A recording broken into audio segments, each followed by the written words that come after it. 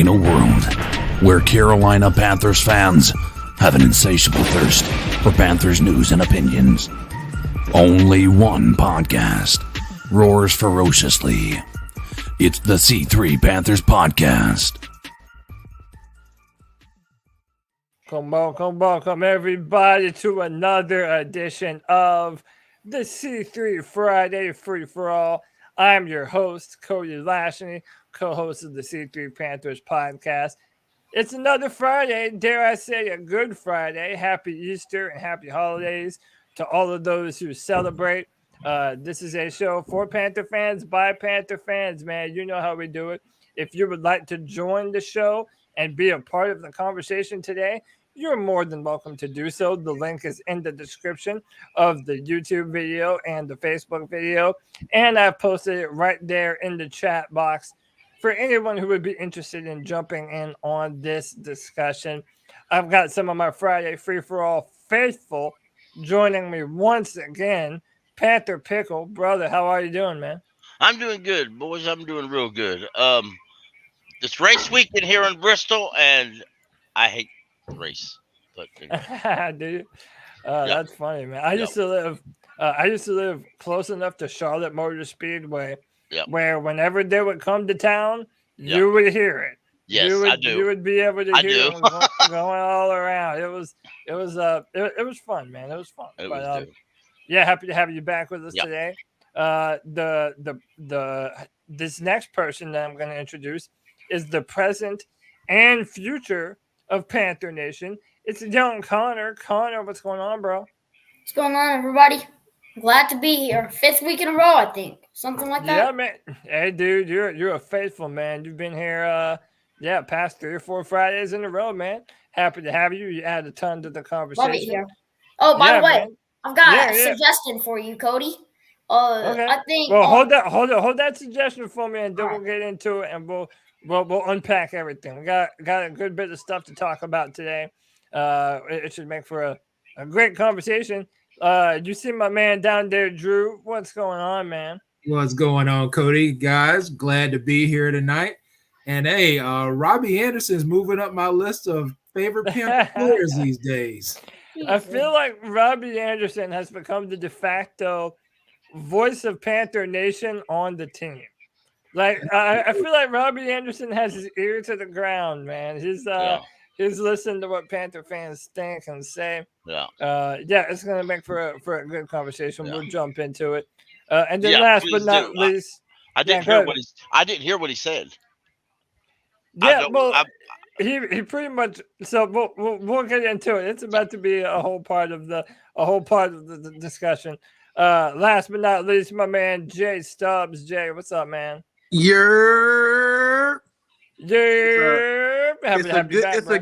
a good Friday in the neighborhood. That's right. It's a nice, what is it, 75 degrees. And man, it's nice. Today's gonna be a good show, just like my man Robbie Anderson said. Facts. 72 degrees in Charlotte, man. It was a beautiful day all day today. But hit that like button, hit that subscribe, hit that notification bell for every single time the Panthers go live. And let's just jump into this, y'all. Ain't nothing to it but to do it, like I always say with my man Tony. But let's jump into this. Ian Rapoport went on the Pat McAfee show, and he was doing an interview, and he basically said that the Panthers, Ian Rapoport says the most likely landing spot for Baker Mayfield is the Carolina Panthers. Now, I have a theory about this that I'll get into in a moment. But as my man Drew said, Robbie Anderson, the first one to chime in on this and be like, no. And then someone reported Robbie Anderson does not want Baker Mayfield to come to Carolina.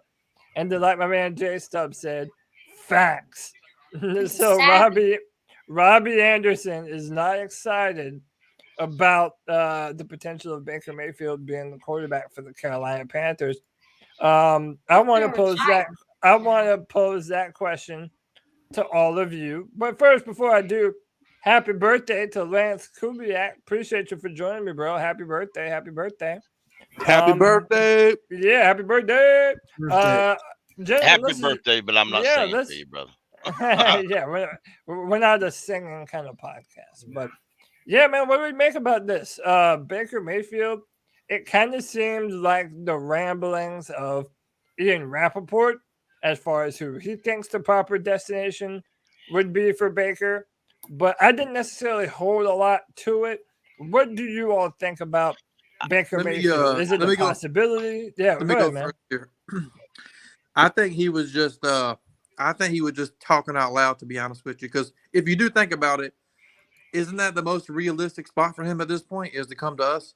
Because everybody else is kind of filled up, but maybe that's more of him thinking out loud. Because I mean, if we're gonna get Baker Mayfield, we might as well keep Sam Darnold. You know what I'm saying? I have this feeling that a lot of these, if you go to enough, like sometimes I do, you go to enough of these little interviews, and these so-called inside people are said, okay, if you had to guess where he's going to end up, where you think he's going to end up, Right. they'll say, well, Carolina, or they'll say, well, Seattle, and it may or may not. Yeah. It may more than likely he's not heard anything. He's just, if you had to make a guess, you'd make a guess. And people want headlines, so they turn around and determine it up, so they get more people to go and click on their sites, click on their websites. And by the way, did you see how fast it happened? Like, Kenneth, I know you're on Twitter like me. In no time, Mayfield and Panthers were trending. Right. Like, it was like a thing that goes around the internet, man. It spreads like wildfire. Yeah, I mean, at this point, it kind of feels like everyone's just doing process of elimination. We know that Baker Mayfield doesn't want to be a Brown. This was also sparked by him going on a podcast talking about the Browns and that he doesn't want to be there. And then, why Big Jordan says most of the time that we've heard about this, everything that we've heard is that it's been mutual disinterest. Right. That the Panthers don't want him and Baker Mayfield doesn't want to come here to Carolina. Right. My theory, and I'll let you guys tell me what you think of it, but my theory is the Panthers actually want to see how the draft plays out. And I kind of think that they're looking at it as Baker Mayfield might not be traded until after the draft. So if they end up missing on their quarterback of choice in the draft, maybe they're going to have no choice but to go with a Baker Mayfield or Jimmy Garoppolo after the draft has happened, because maybe that would drop the asking price from either the Browns or the 49ers considerably. That's kind of what I'm thinking the Panthers are. Cody, could you imagine? Baker, we're like 0-6, and every commercial is a Baker Mayfield commercial. It'd be awesome in Panther Nation. Dude, he's a better actor than he is a football player. I believe, and honestly, I believe that Matt Rhule wants a veteran quarterback. I believe at this point he would rather have a healthy Jimmy Garoppolo, but it's not there. And I believe Baker is his probably number 2, but I don't believe Matt Rhule's in charge anymore. I believe Scott Fitterer is doing it, and Scott Fitterer wants a rookie. Same. And I believe Tepper is being silent on it, and we'll wait and see what happens. And I really believe that's at this point is. And if you're David Tepper, you have to understand, okay, Matt, we did it your way. You technically, for whatever reason, didn't want Cam. You got tired of Teddy in 1 year after you gave him that big deal. Yep. Then you turn right around and you guys wanted Sam Darnold. Yeah. Then you give him his 5th-year option. Now you're telling him we need to get rid of him and bring in another guy you want to get. And Cody, he's not going to play without a new contract anyway, in my opinion. And that's another tough pill to swallow. It's like, dude, if you're – I mean, listen, it doesn't matter if you're Baker Mayfield or Kyler Murray. If the Panthers are going to trade for either of those two guys, you're going to have to pay them. And you're going to have to ask yourself, have you seen enough of their play based on what they've done in Cleveland and Arizona, respectively? And are you going to say that that's enough to warrant paying them a contract now? No. Maybe with Kyler Murray, you could say potentially, but with Baker Mayfield, it's like, I don't know. I don't see it. I see Kyle Murray has talent. and I think he has ability, but he doesn't have, for my lack of better term, he doesn't have an adult inside of his head controlling what he wants or does. And that's what I want, man. I want a damn leader, man. Exactly. I don't want no Now, damn... yeah, exactly. Now, Baker Mayfield may desire to be all that, but he doesn't have the talent behind that. I'm like Jay Stubbs. I want an adult leading this football team. I'm tired of a tiddly teenager. I'm tired of a spoiled brat, rich kid, whatever you want to put it. I want an adult in the room. And isn't that the same thing that the Browns said too? That they wanted an adult, and they felt like Baker Mayfield was like. I took that to mean they thought Baker Mayfield was too much of a drama queen, too much of somebody who made excuses for why things went bad when they went bad.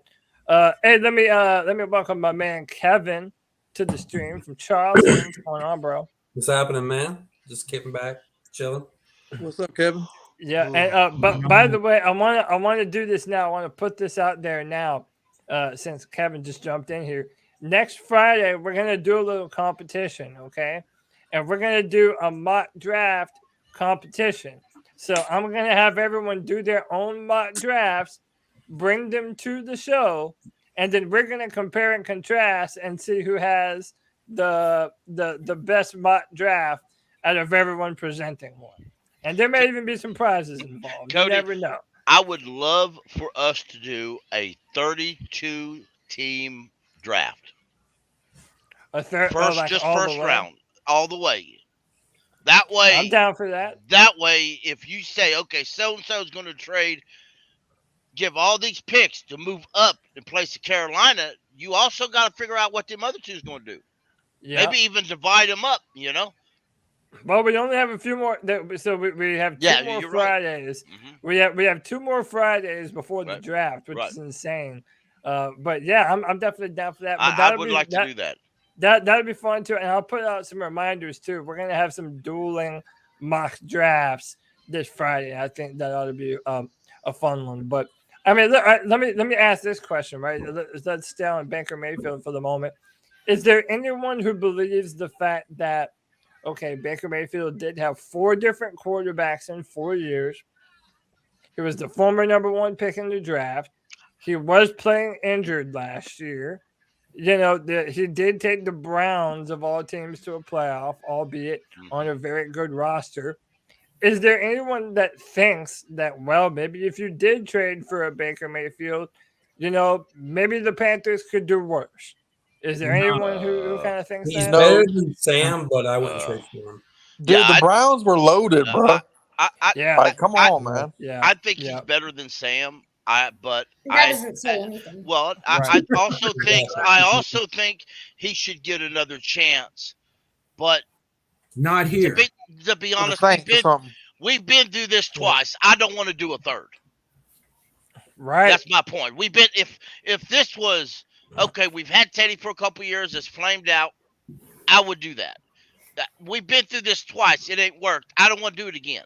We keep on signing these backups. Teddy, Sam, and then if we get Baker, I'm sorry, I think Baker's a backup. I had a cousin many years ago looking for a wife. This may go way out. I might be going the wrong direction here, but he kept looking for a wife, and he would literally go to a different bar every Saturday looking for a wife. He was fishing in the wrong fishing holes, just trying to find anything that works. Exactly. Well, I mean, but listen, if we're being real, like that's what the Panthers are known for doing. Every quarterback move that the Panthers have. Sometimes it might be a little nibble. Yeah, I mean, like every move that the Panthers have made since hiring Matt Rhule, we have either settled for less or we have failed to get our number 1 choice, which was Matthew Stafford last year. This year was Deshaun Watson, and none of that has panned out. We're going to get to Todd McShay's comments a little bit later because I thought they were funny and they were worth mentioning here. Yep. But let's go to Connor real quick. Connor, do you like the idea of a Baker Mayfield, or is the idea of a trade too much? What do you think about this? Damn Mayfield. I don't care if our quarterback is Sam Darnold. I don't want to be giving up any more any more good draft picks for a mediocre quarterback. That is exactly what we're doing for Baker Mayfield. If we have to trade for him, we are not giving up anything less than a second round pick. Okay, I don't even think it would be I think that'd probably be too much. For a quarterback, Yeah. that Somebody else is going to trade. Yeah.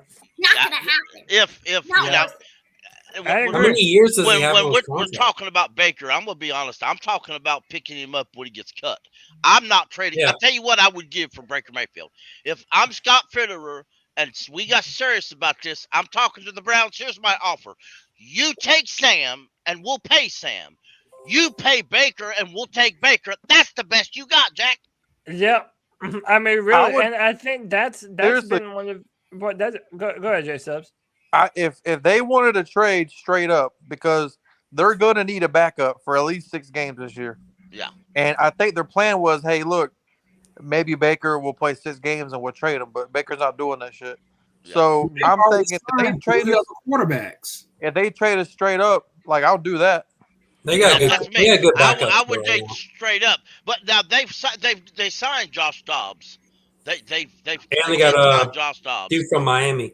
Yeah. Exactly. So they've got some backups to handle that part. But I mean, the only way I would do that would, and hey, I'm gonna be honest, I do. No, I wouldn't trade Jimmy that way either. I would. Jimmy's got too high of a cap for me to start with, but Yeah. even for a straight up, but that I wouldn't be. I'm giving no more picks to nobody for no more players. That's Hey, just the end of How that. many years does he have on his contract? I wouldn't give a But seventh Baker? round pick. 1. Fifth option. 20, He has only 1 year? 6. Same thing Any as quarterback. same contract as Sam Darnold. They're both. I mean, I might give Yeah. up a 6.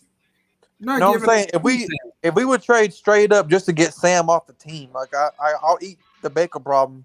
You know what I'm saying? Because Now, I'm not you know tired what of I Baker would do yet. though? I would give him Justin Burris all day, every day, and twice on Well- Sunday. You Well, want Cam and Irving? this is, so look, I'd give him 2.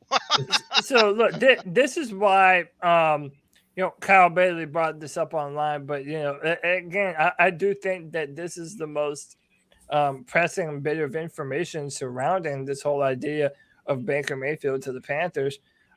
He says he spoke to a league source who tells him that the Panthers won't do anything until after the draft, if anything at all. Sources are also saying, says tying up $38 million between Baker Mayfield and Sam Darnold is a non-starter. Mayfield would have to come much cheaper to even be an option. So, and that's why I do think after the draft is important to this conversation, because I think the Browns, they're going to have to do whatever they have to do to get Baker Mayfield off the team to avoid that being a story all year.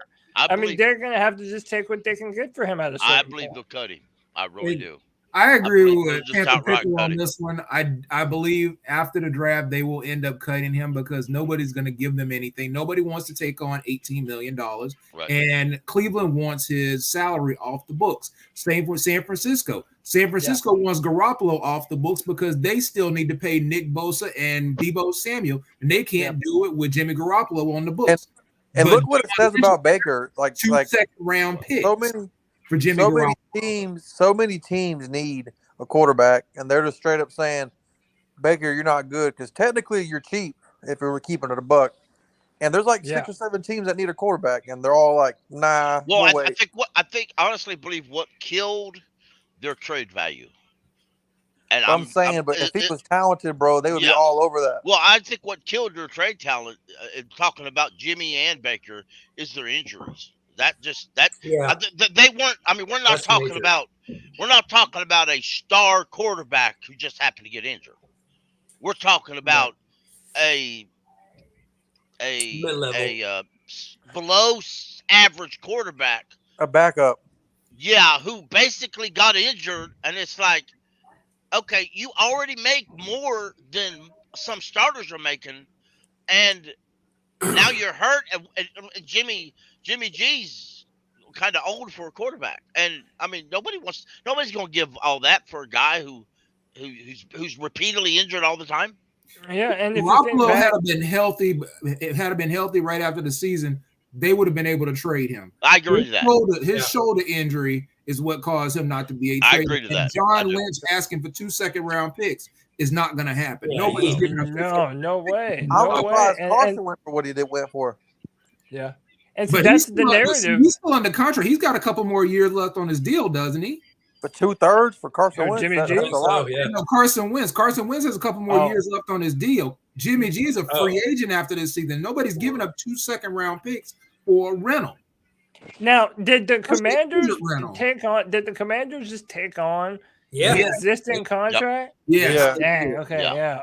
I mean, that's And that's Yeah, why they and- had to give up And gave third-round up picks and because gave of up the whole 2/3. contract. They were about to cut him. The Colts. yeah, and that's why I was asking. I had heard those rumors too that the Colts were just like, man, if we have to move on from them, we don't mind just cutting them. Yeah, that's crazy, man. And then to think back about that 2018 draft, Baker Mayfield is the third best quarterback from that draft. Josh Allen, I would rather have Josh Allen than him. I'd personally rather have Lamar Jackson, even though I do have some doubts about Lamar. And then Josh Rosen was a bust. Josh Rosen was just an outright bust. So it was the number one pick. Yeah, right. Sam Darnold too. It's like, dude, I don't know, man. That's why I don't want to draft the quarterback this year. Hey, Cody, going back to what the original question is, I think that they'll take seriously. They probably like all 4 of these quarterbacks in the draft, and their plan probably is to trade back to address quarterback and offensive lineman. But the caveat is they don't know who's going to – 6, like someone could fall that they have no plans for. You know what I'm saying? Like if one of the defensive ends drop, I don't think they're planning towards that. But how can you say no? Like if Hutchinson. let's say Hutchinson's there. Like you never know. It's very unlikely. But if Evan Neal's there, they're like, how can you pass that up? You know what I mean? Yeah, I mean, and that's I kind of think that the Panthers have so many options available to them right now. I really think that everything is just hearsay. Yeah. I mean, okay, so in the past week, we have heard that the Panthers are dead set on drafting offensive tackle, number 1.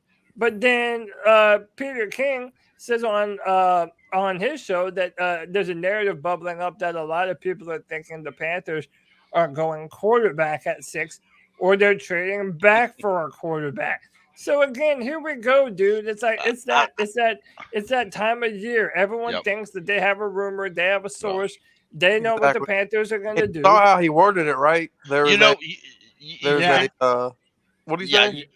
You know what? There's a narrative that's bubbling up. Exactly. Yeah, right. There's a lot of folks, I believe, in the media especially, who are being fed what the organization wants to feed them. Yeah. We're going to tell this group we're taking a quarterback. We're going to tell this group we're taking a left tackle. I believe there's some folks they really like in this draft. Yeah, and I think also too, they want people to trade up and get all these other folks. So these folks that they really want will drop. Yeah, they also want a king's ransom. If someone gives us like 2 1s in next year's second or something, or next year's first, if one of their quarterbacks they like, or let's say Hutchinson's there or Kwanu's there, and I mean, you know what? If I can say, there's a lot of folks in the chat keep talking about Jordan Love. Somebody tell me why the hell people think Jordan Love is going to be a good starter you know what? For the last 2 years, Sam Darnold has looked better than Jordan Love. Let's get that out.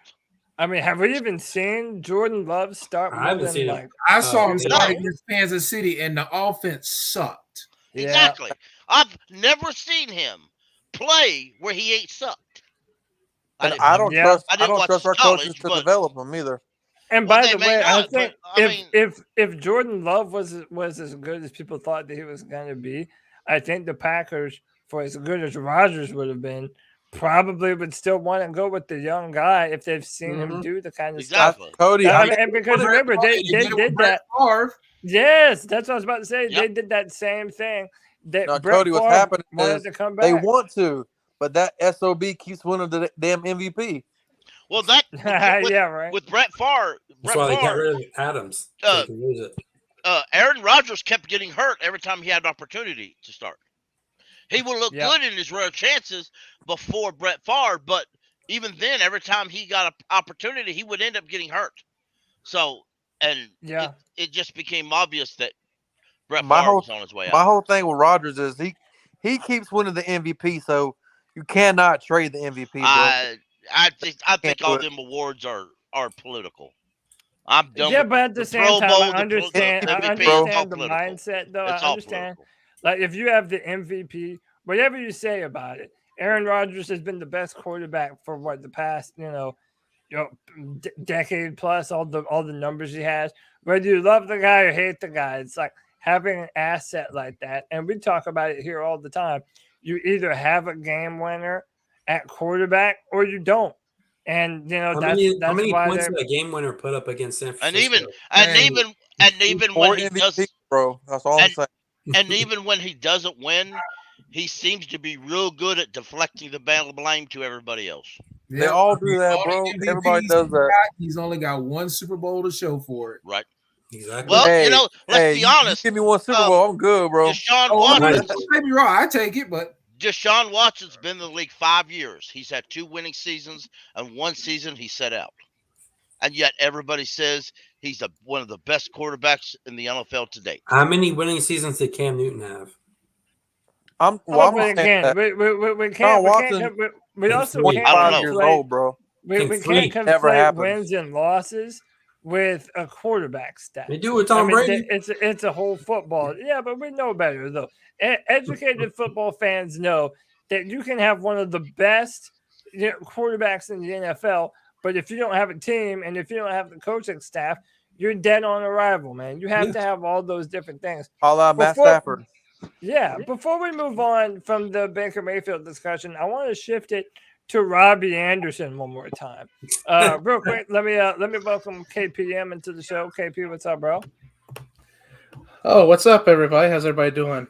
Chilling, man. I'll let you in on this too, man. My question now, I want to turn the conversation to Robbie Anderson. What do you feel about Robbie Anderson now being this open book on Twitter?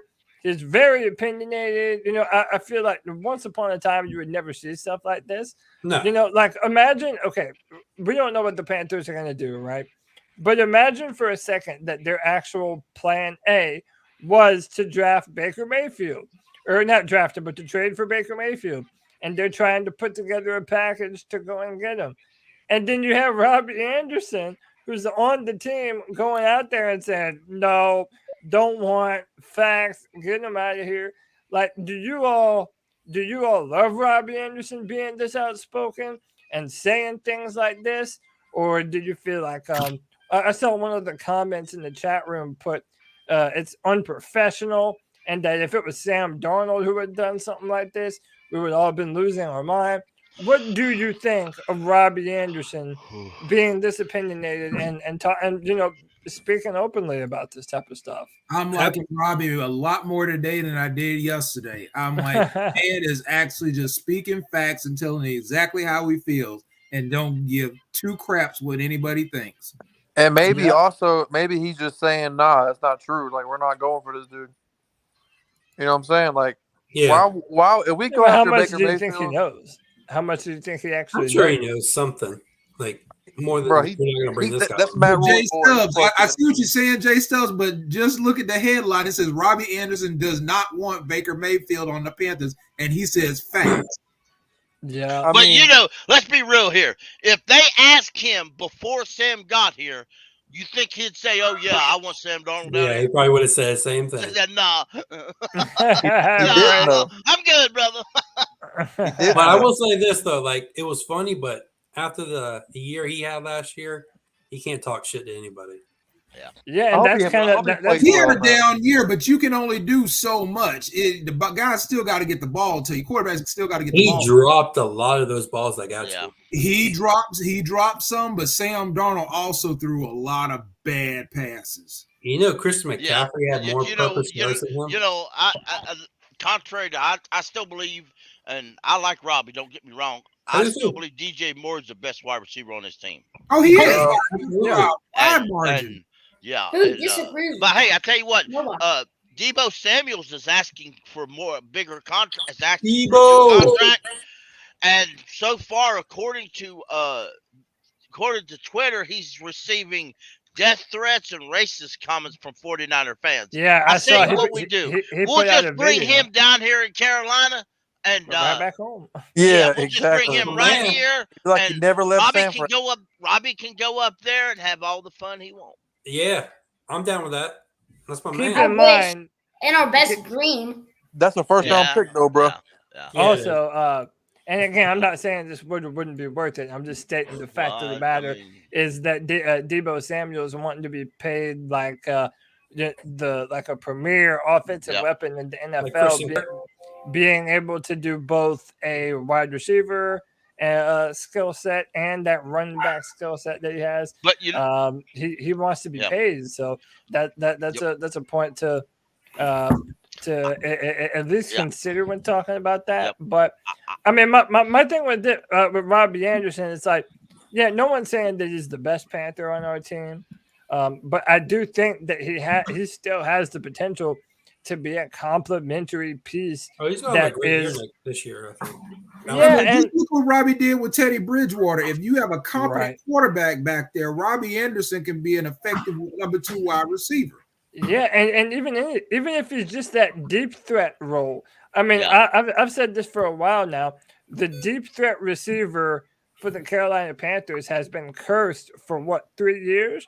Ever since Cam Newton was hurt. It's been cursed a lot longer than that. The Panthers have not had a downfield passing attack since 2016. Yeah, man. Like that was literally the last time we were actually able to stretch the field out like that. And we're never gonna and then I'll let Kenneth go. But we're never gonna be able to get the most out of a player like Robbie Anderson until we are able to get him that kind of consistent downfield passer. So I understand why he doesn't want a Baker Mayfield. You know, that's why Odell Beckham Jr., I feel, didn't want to play with Baker Mayfield anymore out of just consistently missing him, not seeing him. I think that hurts his trade value too. Yeah, when Odell tore his ACL last year, it was because Baker Mayfield threw a ball that was wildly inaccurate. Odell Beckham had to come back to the football and ended up running into the defender and tearing his ACL. So I don't really blame Robbie Anderson for doing this kind of stuff. And I do agree with Drew, man. Like, since our opinions are in lockstep on this, man, it's like right now he's the loudest voice in Panther Nation. We don't want any more of these basic quarterbacks on the Panthers that are mediocre, man. No. So I'll take basic because we haven't had basic. True. Exactly. I'll take basic. Right. And you know what? When we brought Ted Ginn in here, we didn't originally bring Ted Ginn here to be a wide receiver. He was brought in here to be a return specialist. Was still healthy. Yeah, and then he, due to injuries, he started. He actually did pretty decent, but as much, that's why we're talking about wide receivers. Yep. Do you trust Marshall to come back and to be better than he was his rookie year? You got to give him a chance. I mean, the rookie season, you got to give him at least another year to come back and see what he was open too, man. They just didn't give him the ball. Yeah, and also just remember the level of instability that we've had. How are you going to have a rookie wide receiver who is probably number 3 or number 4 on our list of guys to get the ball to? Then you have a quarterback that has not been good for the Panthers in years. You have an offensive line that has been the worst in the NFL. It's like Terrace Marshall Jr., he almost needs a do-over on his rookie season. Look at Cooper Kupp. And by the way, for that matter, Shi Smith as well. Yeah. Like I don't care about a stupid driving ticket, whatever the heck that was. If he makes the roster, you know what? I know that they seem to be looking at the speedy wide receivers. I'm sorry, guys. The wide receivers don't bother me. The scariest thing that I'm worried about is them depending on Christian McCaffrey to be the entire offense again.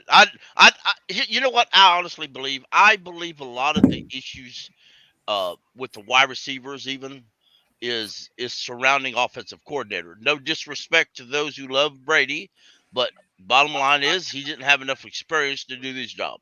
So now I believe the guy doing it now is just a little bit better. He's got more experience. I don't believe they're going to feed McCaffrey like they did in the past. I really don't. If they don't, I think our offense will be just fine if they spread the ball around. But if they try to make McCaffrey the focal point of the offense, we're going to be screwed. I don't think we can. I don't think McCaffrey is going to stay healthy all year. I really don't. I think you'll be real lucky if he stays healthy 5 games. I hope I'm wrong. I do hope I'm wrong, but I don't. If McAdoo can scheme it around where everybody gets the ball, this offense is definitely way more talented than what we had in 2015. Because so far, we don't seem to be picking this as our favorite guys. I mean, we ain't started nothing yet, but on Monday we're start off season workouts. So Monday we start off season workouts. So it'll be interesting to see actually who shows up and who does what during off season workouts. But I don't think we're going to have we're going to build this around this one guy offense. We really don't have that one guy to do that with. I don't think McCaffrey's is going to stay healthy long enough to build it around. And I think it would be an incompetent to do that. But granted, we are talking about Matt Rhule and his coaching staff. So and it's one thing if you only have a Christian McCaffrey on your team, but it's so unacceptable when you have players, like DJ Moore, Robbie Anderson. Now you've went out and added Deontay Foreman. I think that we don't, as a Panther fan collective, get excited enough about how our rushing attack might be with Deontay Foreman. Connor, get in here, man. What you got to say? I just wish that I'm pretty sure that Rhule already said no to this, but I wish that we could have Foreman as the starting running back. McCaffrey could be a slot receiver. That makes the most sense. It takes the load off of McCaffrey. Yeah. It just seems like a good idea. For his health, for his future. I agree. I believe if McCaffrey would have played wide receiver coming out as a rookie, I believe you would see him put up a lot of similar play to Deebo Samuel's. But at the very same time, I think the problem with that is McCaffrey doesn't want to. And he could also be kind of like Samuel, so he could still take some handoffs. I'm gonna tell you, it's not McCaffrey. The issue is Matt Rhule doesn't want to, because Matt Rhule is the head coach. I don't care what McCaffrey wants to do. It's what the head coach says you're going to do.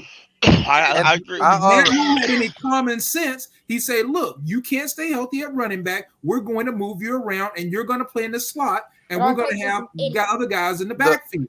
The problem is we had 2 adult men as head coaches on this team. Then we went from adult men to a little child. That's what we got. We had John Fox and we had Ron Rivera, 2 adult, experienced men who knew how to handle players, who knew how to look and say, "Hey, I'm the head coach. You're the player. Go line up where I tell you to line up, and be happy about it. Until your contract's up, then you can decide what you want to do in your life." Exactly. Now we got a Matt Rhule. Come on, honey, you just go over and line up pretty, please, and you do what this way. Oh, I know you're unhappy. I tell you what, you do it this today, and we'll see what we do next week. Okay, buddy? That's what you got right now. Mm-hmm. Well, I would feel like they're kind of coddling them, And I mentioned this on Tuesday night, and Tony kind of brushed it aside too. But I even said, this podcast interview with Sam Darnold. it showed a lack of leadership from him to even say some of those things. Like he's proven it. And then if you remember last year, remember the coaches wanted Sam Darnold to be the first one out on the practice field. Like they wanted him to be the guy going out on field before everyone else, but they had to tell him to do it. And it's like it's not really a part of his nature. And I think you shouldn't have to tell him. Yeah, you shouldn't have to tell him. And I think that as we're going forward, that's going to play a lot into this about that quarterback position. But on the receiver thing earlier, one DJ gave us. I mean, like, if you look at the contract, bro, we got a pretty damn good deal with DJ, so I'm happy about that. Yeah. And then the reason, go back to what Kenneth was saying, the reason why they want McCaffrey lined up as running back is it makes life so much easier for them because they're going to load the box up. You know what I'm saying? So I just feel like they just use him. He's almost a crutch at this point. Like, no pun intended. You know what I mean? just don't think he's that good of a crutch anymore. It makes it to be a good crutch. To be a throw. crutch, you got to be on the field. You know, it's like it don't matter how talented you are. It don't matter how great you are. It don't matter how beautiful and best you are. If you ain't on the field, you ain't nothing. Right. And so far, McCaffrey hasn't been on the field. Whether you like it or not, you got to be on the field. Injuries happen, but injuries also have ended careers. He had more purpose yards than Robbie Anderson this year. Exactly. Started 16 games. And probably more touchdowns than DJ. Real quick, let me add my man Brad to the stream. Brad, what's going on, bro? Not much. How's it going, guys? So listen, I'm about to move on to the next part of this conversation, but I'll ask your opinion on this, Brad. What are you thinking about Baker Mayfield potentially being a Panther? Is that likely? And what do you make of Robbie Anderson vocalizing his displeasure at the possibility of that happening? Don't be nice, so Brad. Baker Mayfield.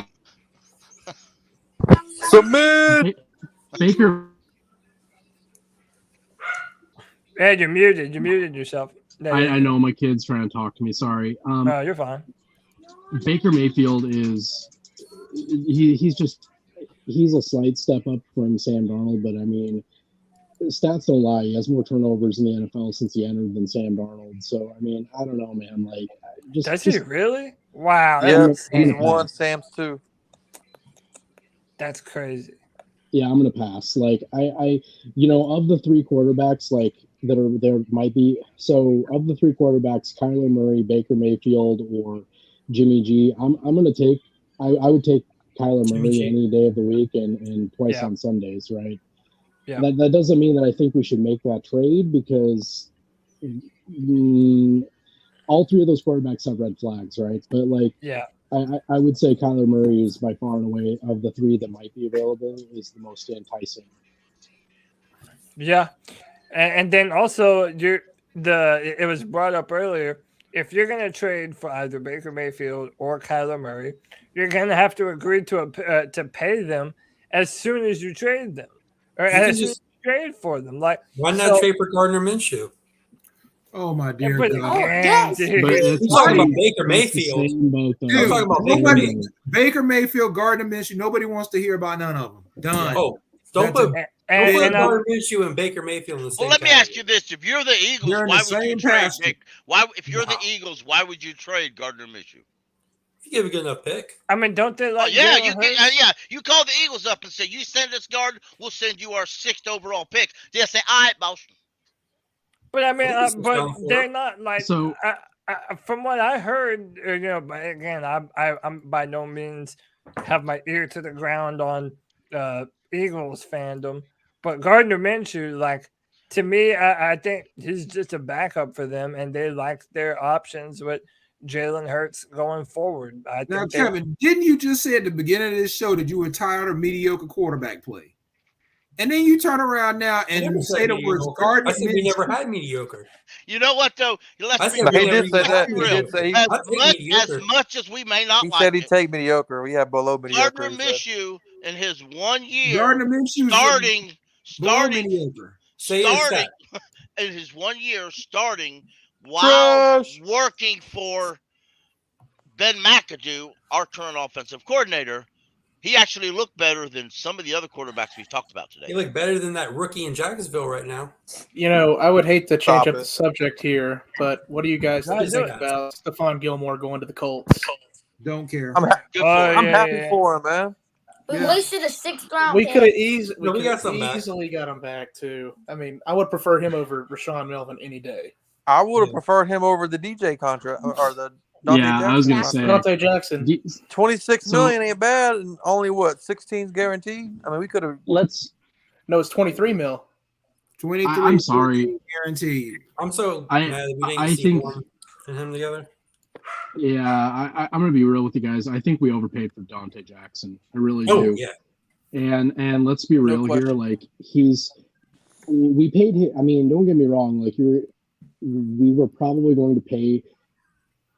I don't understand why the Colts got him for the price they did in Carolina, unless he looked at Carolina and was like, "Yo, you're gonna have to pay me a whole lot more because you suck," right? Which I mean, if I could see that, but I don't understand how we settled for Dante Jackson and the Colts legitimately got Stephon Gilmore at that price. I don't get it.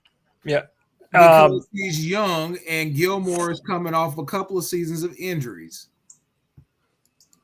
That's the only reason. And I mean, on that note, though, I mean, Dante Jackson's has an injury history, too. I don't think he's played a complete season. Yeah, he's had injuries as well, but he's super hurt. 26 years old, and Gilmore's 32, 33 years old. They're going on what they expect Dante Jackson to give them in the future compared to what Gilmore's already done. Yeah. All I'm saying is this: we overpaid for sure. I personally believe they lowballed Gilmore. I also believe that the Raiders were also interested in Gilmore, and they lowballed him. I believe a lot of people were lowballing because of his injury issues and his age, and the coach just stepped up to a little higher plane. He should have never made the Pro Bowl last year. He actually played for us last year. Like 4 games, right? Made the Pro Bowl, bro. Don't bring the games. The Pro Bowl, man. Hey, hang on, y'all. Let me add my homie G Baby to the stream. G, what's going on, dog? Hey, what's good, fellas? What's up? What's up?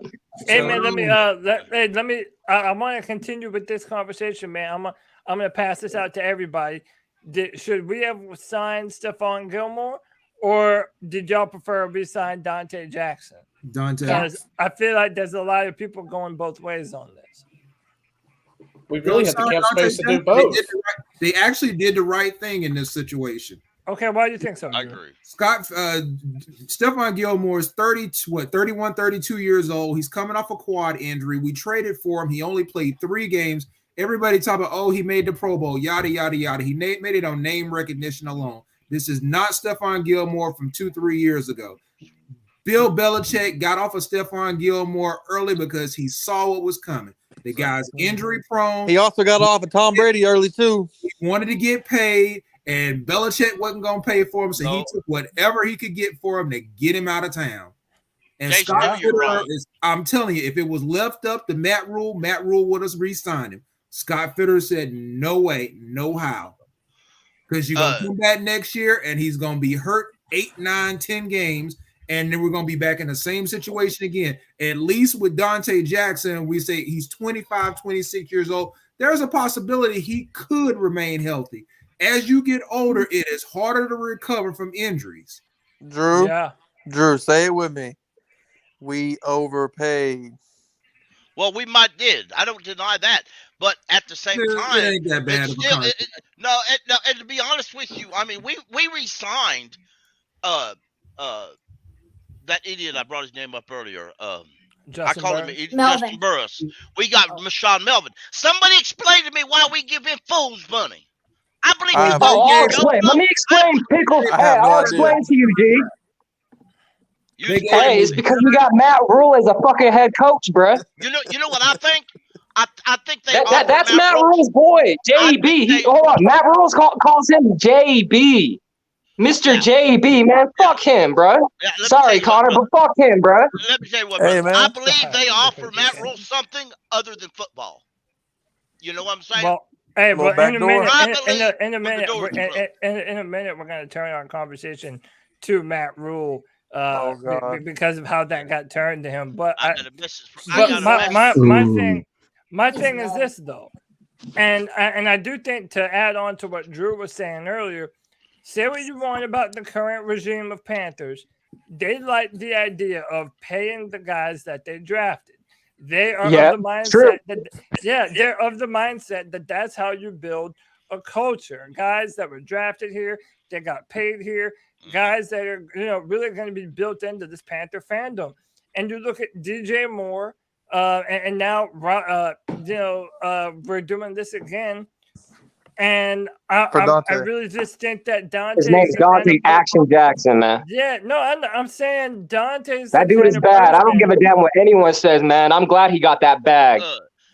I like him because he's the. I love Dante Jackson. He's the only one that has that dog mentality on the defense, boys. And this is another thing I want to tell you guys, man.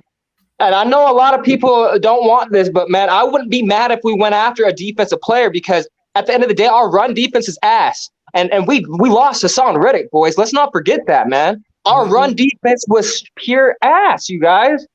And now quarterback baby, Matt Rhule proud of you. We got to get a quarterback before we worry about any of that defense. No, but all the quarterbacks in this class are, I'm sorry, but like they're ass. They're horrible, you guys. Bucky Brooks has Malik Willis as his third QB, man. His third QB. That's just what y'all heard from ESPN. Y'all don't know if somebody's good or not. One at a time, bro. One at a time. It's a crapshoot. I'll say this. Who cares man. what they say? Like so Connor's kind of right. Like none of these dudes have a crystal ball to be able to look in the future. And that happened to Tom Brady, for crying out loud. Well, but also and continue to look about this in the very recent history. People said the same thing about Josh Allen and Justin Herbert. They were still great at first-round talent, though. Yeah, but I mean, these guys aren't. So is Malik Willis and Matt Corral. Matt Corral shouldn't even. Matt Corral's a day 3 pick, man. I'm so sick of this Matt Corral and Pickett shit, man. I really am, because in my opinion, they don't give me that woke factor, man. Like any other year, these guys are second, third round picks. So why should we pick them up just because we need a QB? Man. Go look at Evan Neal. Evan Neal is 6'7", 350 pounds, man. And he was the best tackle in the SEC, man. He ain't gonna be He's not. Evan Neal is not. We need offense. We need to build a wall. When are we going to build a wall? We've been talking about building a wall for a decade, you guys. The last offensive tackle we drafted was Jeff Otah, man. Do you know how long ago that was? That was in 2008. We need O-line backups too. And he sucked, man. He was a first-round pick. Come on, y'all. Like, no, man. We ain't doing this no more, man. We need offensive line, man. We need to build a damn wall. But hold on, though. Hold on. We don't know how good you said defense, bro. Hold on. Everybody hold up a minute. This is what I'm saying, though, G. Either way, the Panthers are going to be in a terrible position. Either you draft an offensive lineman, and you have a damn good offensive line now with a bunch of young football players. Sam Darnold is still your quarterback. So what? Then what are we going to do? Like, you have to be able to fix the quarterback position. And look, man, you know I'm as big of a Cam Newton fan as you are, man. But the more and more time goes on, being realistic, I just don't think the Panthers are gonna do that. So you're looking at drafting a quarterback, Baker Mayfield, or Sam Darnold. You don't have a bunch of options right now. You guys, I would rather have 2 bookend tackles. A left tackle that's gonna protect my QB, right? His blind side. A Hall of Fame QB, like I'm telling you, man, I would rather have 2 tackles rather than have 1 tackle and a mediocre QB that we don't even know that's gonna be great. How do you feel about Brady Christensen, G baby? Let's just in my opinion, bro, I'm gonna tell you about Brady Christensen, man. I live in Utah, y'all. I live in Utah, man. I have friends that went and played at BYU. I love Brady Christensen, but as long as Matt Rhule is the goddamn coach, he's not gonna get playing time. He won't. He's not gonna play, man. Matt Rhule is a freaking disease, man. He's a cancer. He's got to go, man, and it's not gonna happen. Hey, let me go to Brad. Hey, let me go to Brad right quick. Brad, what were you gonna say? So, the reality of the matter is, like, if you look at, did any of you guys listen to the Royal podcast with Jonathan Alexander on it? Like, any of y'all? Yeah. The most recent one? I haven't. No, not. So Jonathan Alexander said from his sourcing in the building, the reality is the only way they're picking at 6 is if one of these 4 guys is there: Evan Neal, Charles Cross, Ike Ekwonu, or Trayvon Walker. They love Trayvon Walker. Yes, I love Trayvon Walker. But they said that if any of those 4 are not there at 6, if all 4 of those guys are not there at 6, they're going to look for a trade partner and trade back. They're not picking a quarterback in the first round, at least not at 6. It's not happening. At least that's his general sense from his sourcing in the building. Hey, Cody. So, sources. Yeah, again, we're playing the sources game. And I'm not saying you're wrong. I'm just saying, like, now, I just feel like no one's going to truly know. Like, again, whoever the sources are. Did anybody think J.C. Horn last year? Cody did. I did, but not us taking him though. I was really in the minority. No, but you're right, Kevin. Nobody in the media was broadcasting. Oh, I think J.C. Horn is going to be the pick for the Panthers at 8. I never saw that. So that's what I'm saying. Like, and by the way, Brad, I'm not saying you're wrong. Jonathan Alexander might be 100% right, but it's like, who in the Panthers organization actually knows what the Panthers are wanting to do right now? And Cody, do they know? Are they scared right now? They're probably scared, to be honest with you. That's the thing. They should be. Honestly, guys, unless Evan Neal or Ike Ekwonu are sitting there, I don't think we drafted 6.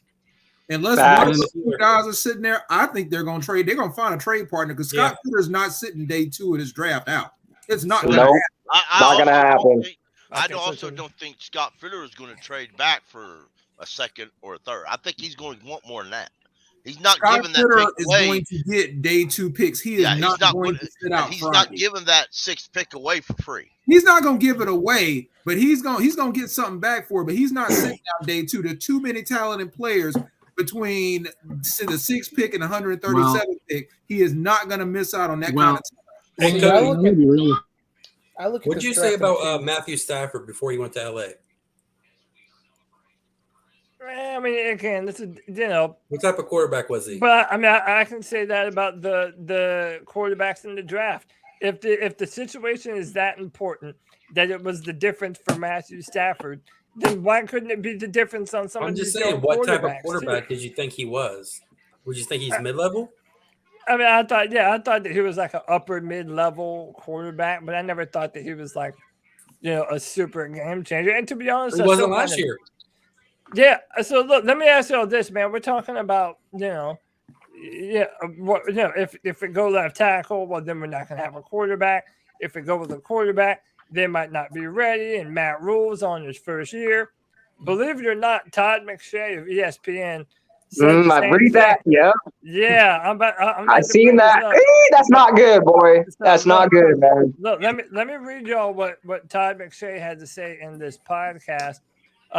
He was talking about teams that could draft a quarterback. He said, the tough part is I think the team that's most likely in the top 10 to take a quarterback is the teams that I would not want my son to be drafted by. And it's Carolina at number 6, McShay said. Just where they are as an organization, how long does Matt Rhule have as a head coach? How long does he want to be there? From all accounts, I'm told he's not going to be crying when the two sides part ways in this situation. He added of the coach who may have the college game day waiting for him by season's end. So it just seems like a bad situation moving forward, at least the next couple of years in Carolina. So Todd McShay is making it sound like Matt Rhule is happy if he gets fired. In other news, the sky is blue. He's ready to go back to college. Dude, why do you think he's doing all these speaking seminars all during the off season? What other head coach do you see doing the multiple speaking seminars that Matt Rhule does? None of them, because they worried about their football team. Right. If he doesn't want to be here, why doesn't he get the hell out?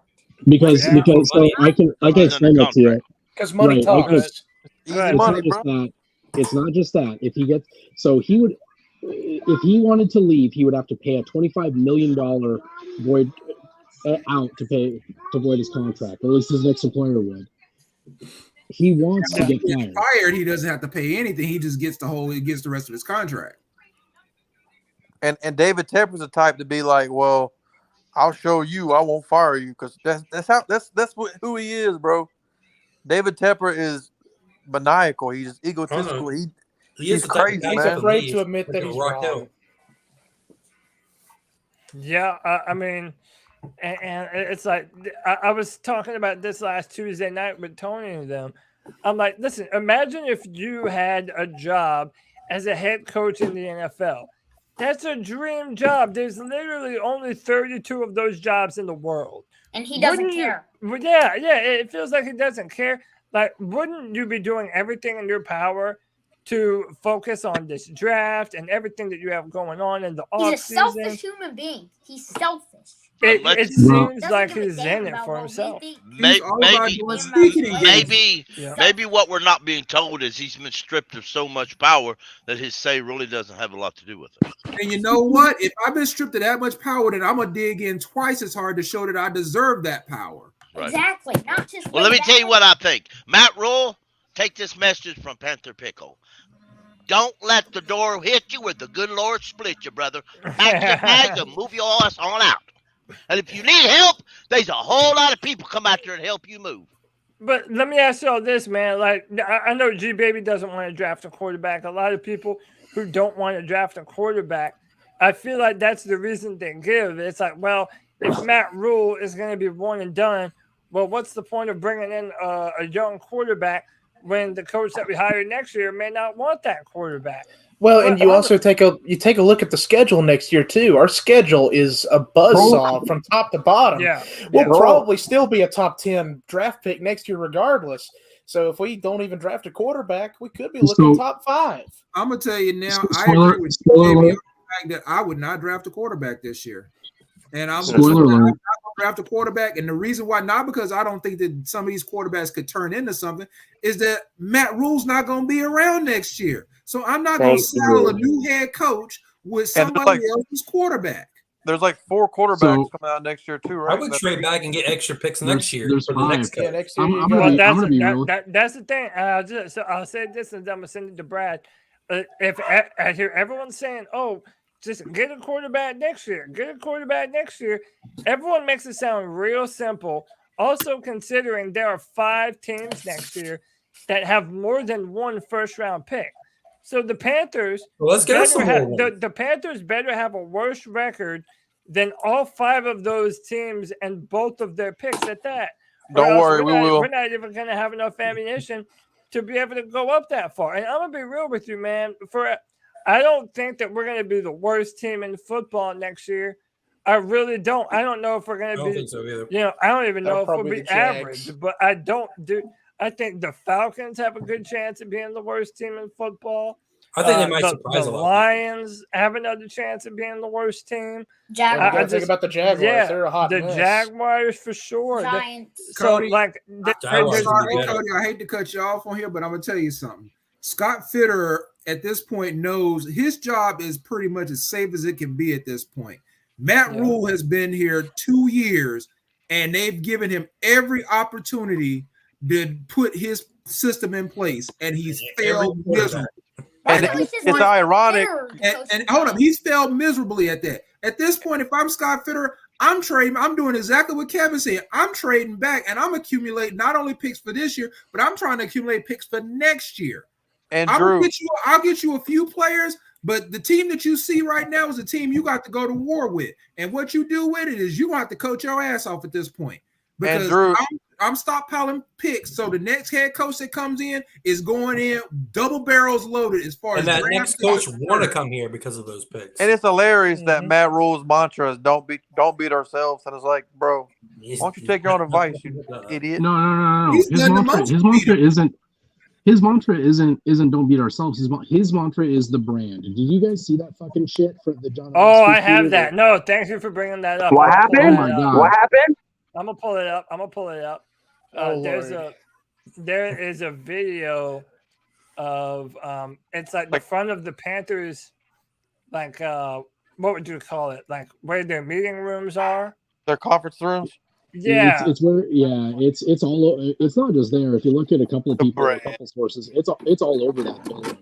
Like they have systematically removed "Keep Pounding" and put the brand everywhere. Oh hell nah!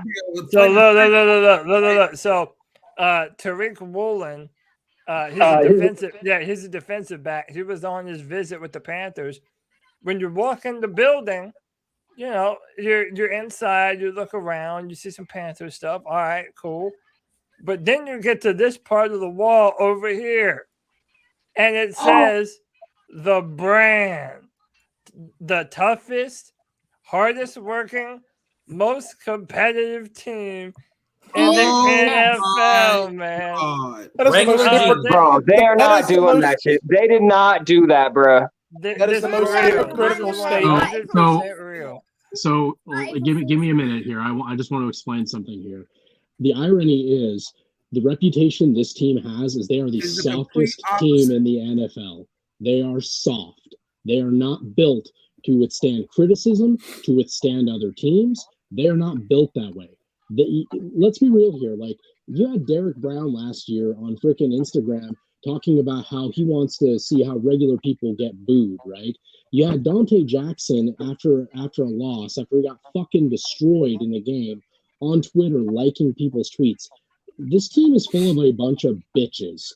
I'm going to be honest with you. And the notion that you are the toughest team in the entire NFL is fucking laughable. I'm sorry. Well, but what does he Bro, say? they're a bunch of crooks, man. They're a bunch of goddamn liars, man. It's like, how can we cheer for these guys, man? I'm sorry, man. I became a fan in 2001, man. I'm about to be 31. I might not look it, bro. I got the baby face, but I swear to God, I'm about to be 31 in August, man. This is not the same Carolina. Like, bro, I don't even recognize this squad. The brand. The brand is what the hell is this? The complete opposite. Let's be It's clear like here. This is not a Matt Rhule thing. You don't go in and make that kind of change and blame it on your head coach, who a lot of people have already said we're planning to fire next year. And that's another thing. Whoever the next head coach is, do they also have to adopt the brand? Like, but that's you know what I'm saying? That is like Dr. Perky. It's like wait, who the hell is go on look that at plan when we fire? Go look at who are we hiring? Nobody. I want to bring this up. Go ahead and talk. Cody. I hired Cody. Go look at the press conference when Matt Rhule got hired. What was the verbiage he used? The brand. Yep. Right. We are going to be hardworking. We are going to be tough. He did. The brand. That's facts. That's facts. That is absolutely Raisin brand. Boring as hell. That is absolutely the verbiage that he used and what we have adopted as a team. And you know what the brand is? Y'all are a bunch of bitches.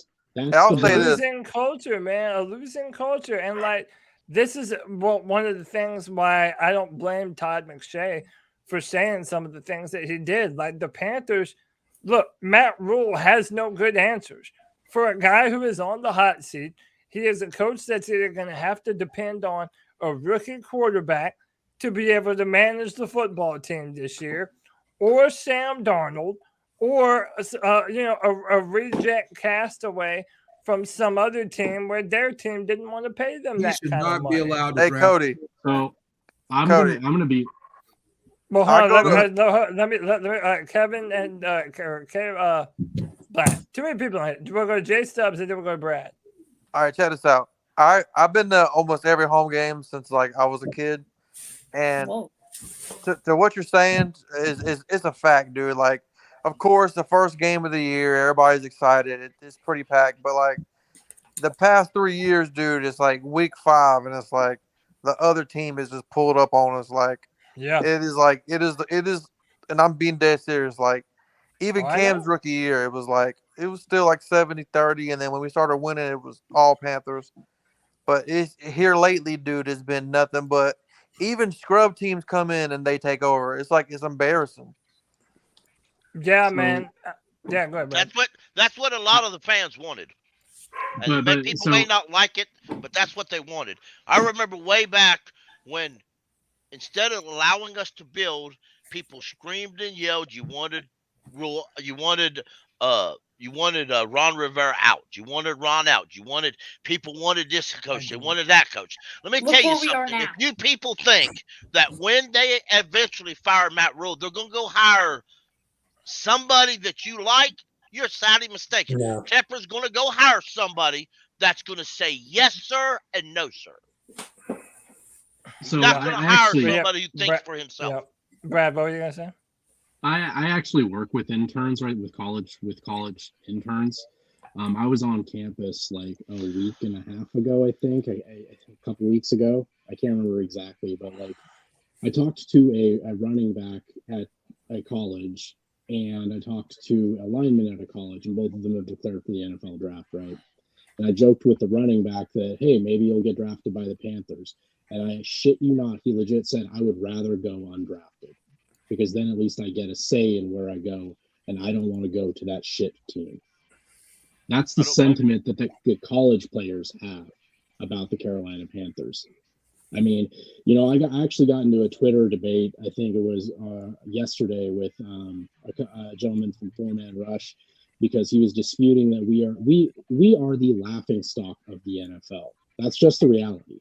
You know, you talk about how Detroit, it might be worse than us. The Jaguars, I would take the coach of Detroit over Matt Rhule any day of the week.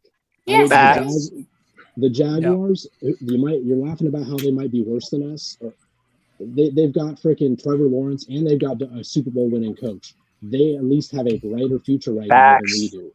Brad, I agree. Not only do I agree, I think that like on a whole nother level, we just don't realize it yet, low key. Like I know some of us realize it, but a lot of us are still hanging on to like, you know, those good old days, and it's like we don't realize that, dude. Like this is awful.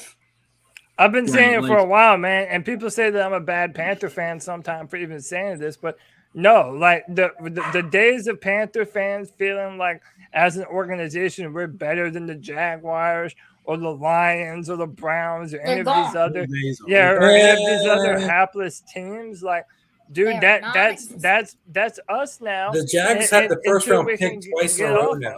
Dude, the Jaguars got a brighter future, and they got a rookie quarterback on a rookie contract, and they got a Super Bowl. As of this moment, I like what they got going on. Hey, real quick, man, let me add my man Nick to the show. He's been here for every Friday free for all. Didn't disappoint. Jumping on again. Jolly old Saint Nick, what's up, brother? Hey, you're muted, man. You messed up your Android.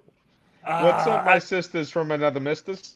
Oh, you're a bad one. What's up, babe?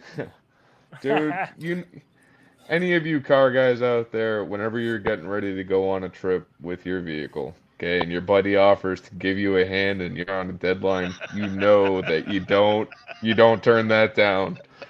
So, sorry I'm late, guys, but yeah. All good, brother. All good. So what did I miss? I mean, not much, man. We're talking about how incompetent the Panthers are, you know, normal stuff. Same old. Yeah, talking about the brand specifically. Oh, yeah. We're talking one of the players that the Tariq Woolen, he's a cornerback out of UTSA, came to the Panthers, and he recorded a video.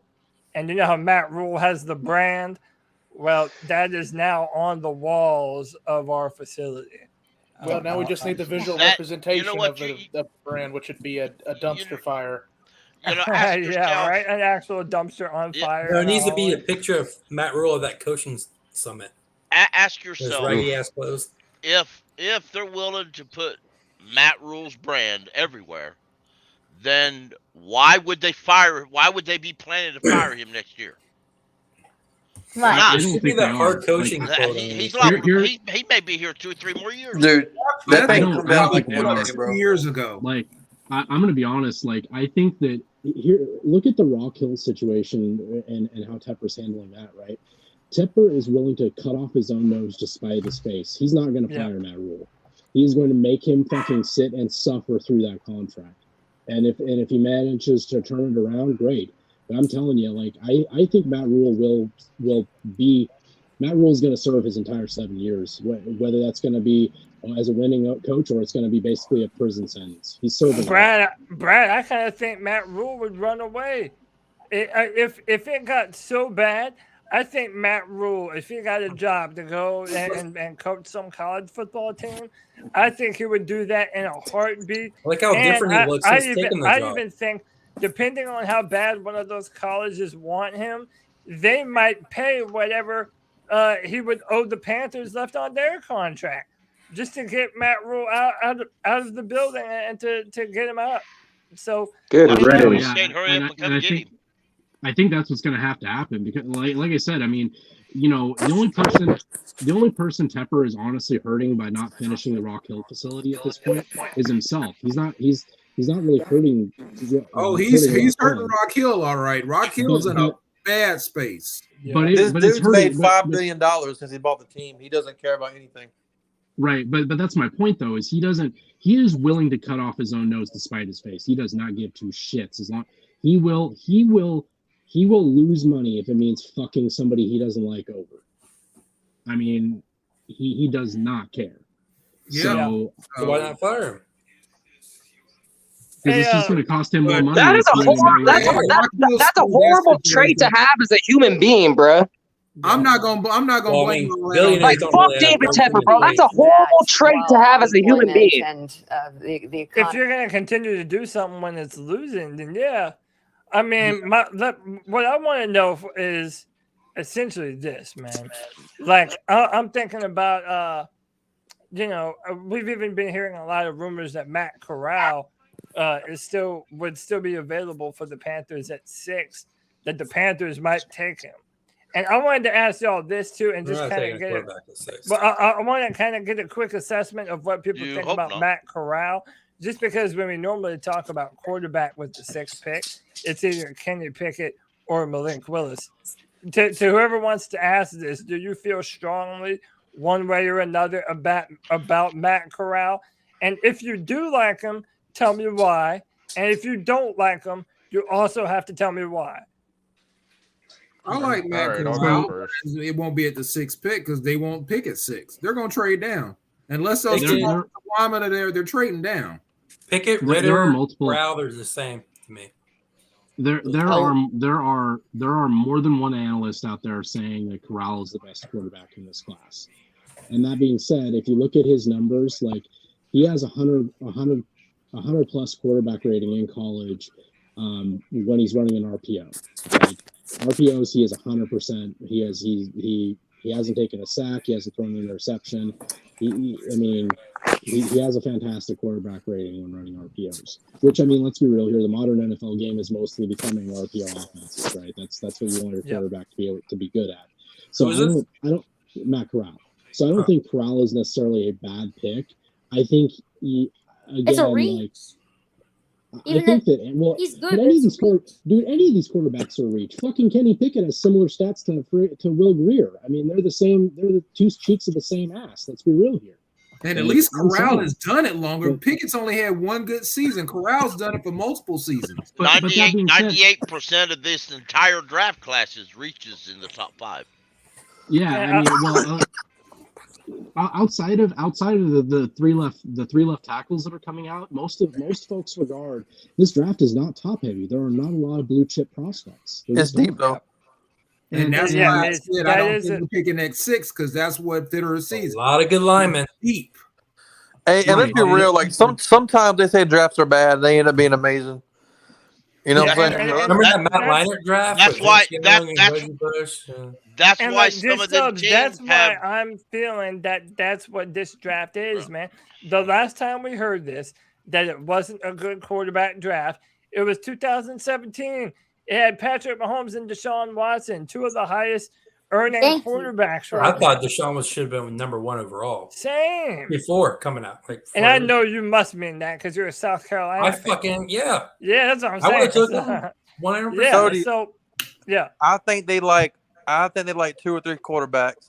I think their plan is to trade back and still get Matt Corral and an offensive lineman. That's probably their game plan because he's like been too busy twice. Wouldn't mind. Man, let me tell you, man. I'm telling you though, that would be even trickier because and this is I continue to say this. I really do think the Atlanta Falcons and the New Orleans Saints might just draft a quarterback this year. I think they're a lot of what they're doing is Not the showmanship. Saints, but the Falcons. They're banking on the Saints jumping them to 5. I think is what they're hoping for, right? Because the Saints made all the trade with the Eagles. They have technically enough capital to trade to 5 or higher. Sure. They got the leverage. So I think what they're doing right now, as far as the quarterbacks are concerned, I mean, at least with what some of what Jonathan Alexander said, what Ellis has said a few times, I think they do not want to draft a quarterback. I think they want a known quantity. They want a Jimmy G or a Baker Mayfield, somebody who they feel like has accomplished something in the NFL. They don't want to take. They don't want to throw down. What is Baker Mayfield? Bro, if we talk about bro. Well, hold on. Multiple years of more than Sam Darnold has. So hold on. He's- Let me defend That's a Brad. fact. Hold on. Kevin. Wait, One hold of- on, though. one of playoff Before y'all go forward with that, let me defend Brad real quick. It's not even about Baker Mayfield having proven something. If you look at what they saw in Sam Darnold, they thought that even though Sam was the worst quarterback in the NFL for 3 years with the Jets, they saw all these different excuses on why Sam could be a good quarterback. Oh, he looks like Matt I Stafford. guarantee you they would do the same thing for Baker Mayfield. And They you would know what say- that's they like, would- they Cody? They would say You know what every that's single called? thing. That's called the definition of insanity. Doing Yeah, the same and thing you know over what? and over again, expecting a different result. Yes, brand. if you But I wanna- listen, That's the brand. That's and what then- the and brand then- is. history of the That's Well, NFL. hold on, and then definition hold of on, the Carolina and then Panthers brand. hold on, and then I'll go back to Brad on this. I think that everything that Baker Mayfield said in that podcast that he did, oh, well, I had 4 quarterbacks in 4 years, and oh, then I was injured, and oh, this and that. Dude, Captain Save-A-Ho, Matt Rhule, he would be so down for that. And he thinks that, if we have a better offensive line, we're going to be able to better protect one of these dudes. I have no doubt that he wants to do that over drafting a rookie quarterback. The question is, will Scott Fitterer and David Tepper let him? Because Cody, I do think that there is a shift in power dynamic. I don't think- going on I in can that see building. Robbie Anderson requesting a trade. But here's the thing though. Like I said, I don't think Baker Mayfield is probably priority number 1. I think they probably really want Jimmy G, because Jimmy G has been able to run an RPO. He's been to a Super Bowl. He's at least had moments where he's the game. I think it was a couple of years ago against the Saints. Say what you will about him, he won that game for them. I mean, they won on his back. He did it. He's coming off an injury. But Again, we don't I'm have not saying- we don't have Kyle again, Shanahan, bro. Hold up. Exactly. I am not saying that he's a good quarterback or that we should make that trade. What I am saying, I don't think they're going to trade for any of these guys. I think they're going to wait for Jimmy G or Baker Mayfield to be released and then make an offer. Brad, I think Baker is too big of an ego for Matt Rhule anyway. He don't like anybody who bucks, and trust me, Baker will buck. No, absolutely. I think if we trade for Jimmy G, it's going to be right before the draft starts. I don't think the 49ers have to. But they're not going to trade for Jimmy. So San Francisco isn't accepting anything but a first rounder. But that was before though, Brad. I don't think that they have the luxury of that no more. There's Brad, no you're asking way. for 2 second-round picks for Jimmy Yeah, G. who's going to give him that now? Well, if I them, I'm keeping him. Then he's still valuable as a backup. But I don't think that team's pretty good. I don't he's think gonna Jimmy start. G will come I here. don't think Trey Lance is gonna start. I don't think Jimmy G will come here regardless. So That's a good point, Ken. It's one of the things that we never mentioned. And if you notice, when Baker Mayfield was asked about his places that he would want to go, he said Seattle. Carolina is quite simply no one's not first on the choice. list. So and why would Seattle be on anybody's list? Yeah, but listen, as because messed Pete up Carroll's there. But as messed up as this might sound, the only way you're going to get your preferred quarterback is if you're drafting one, and they have no choice where they're drafted. Like, literally, that's how you're going to get your preferred quarterback. Cody, and another thing, too, is we're not in a position to overpay for a quarterback. We have no cap room next year. Right. Yeah, $5 million. Cap room, cap room, smack room. Cap room. I know, but still, like, yeah, the Saints proved it's a myth. Yeah, but that guaranteed money is due. Like, it's going to be due, bro. I haven't heard from Nick yet. Nick, I know you were wanting to get in on this, man. If you're there, Nick, you there, bro? Yeah, no, I'm here, dude. Yeah, you're I'm good. here. I mean, the thing is, I don't know what the right answer is at quarterback. Like, me personally, I want Cam back, and if we're gonna draft a quarterback, it's gonna be. I want it to be Malik, but at the same time, I'm also okay with not drafting a quarterback this year. Remember, you guys called me crazy before whenever I said roll with Sam this year, build the offensive line, and we'll draft a quarterback next year. And Cody, I remember your argument, and your argument's valid. Who knows where we'll be picking next year?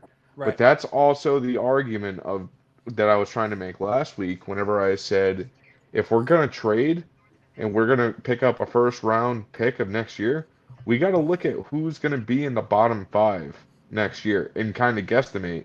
And that's who I'm going to be trying to trade with. If you think that the Lions are going to be in the top 5 picks next year, then I would try to trade back to 32 if you can.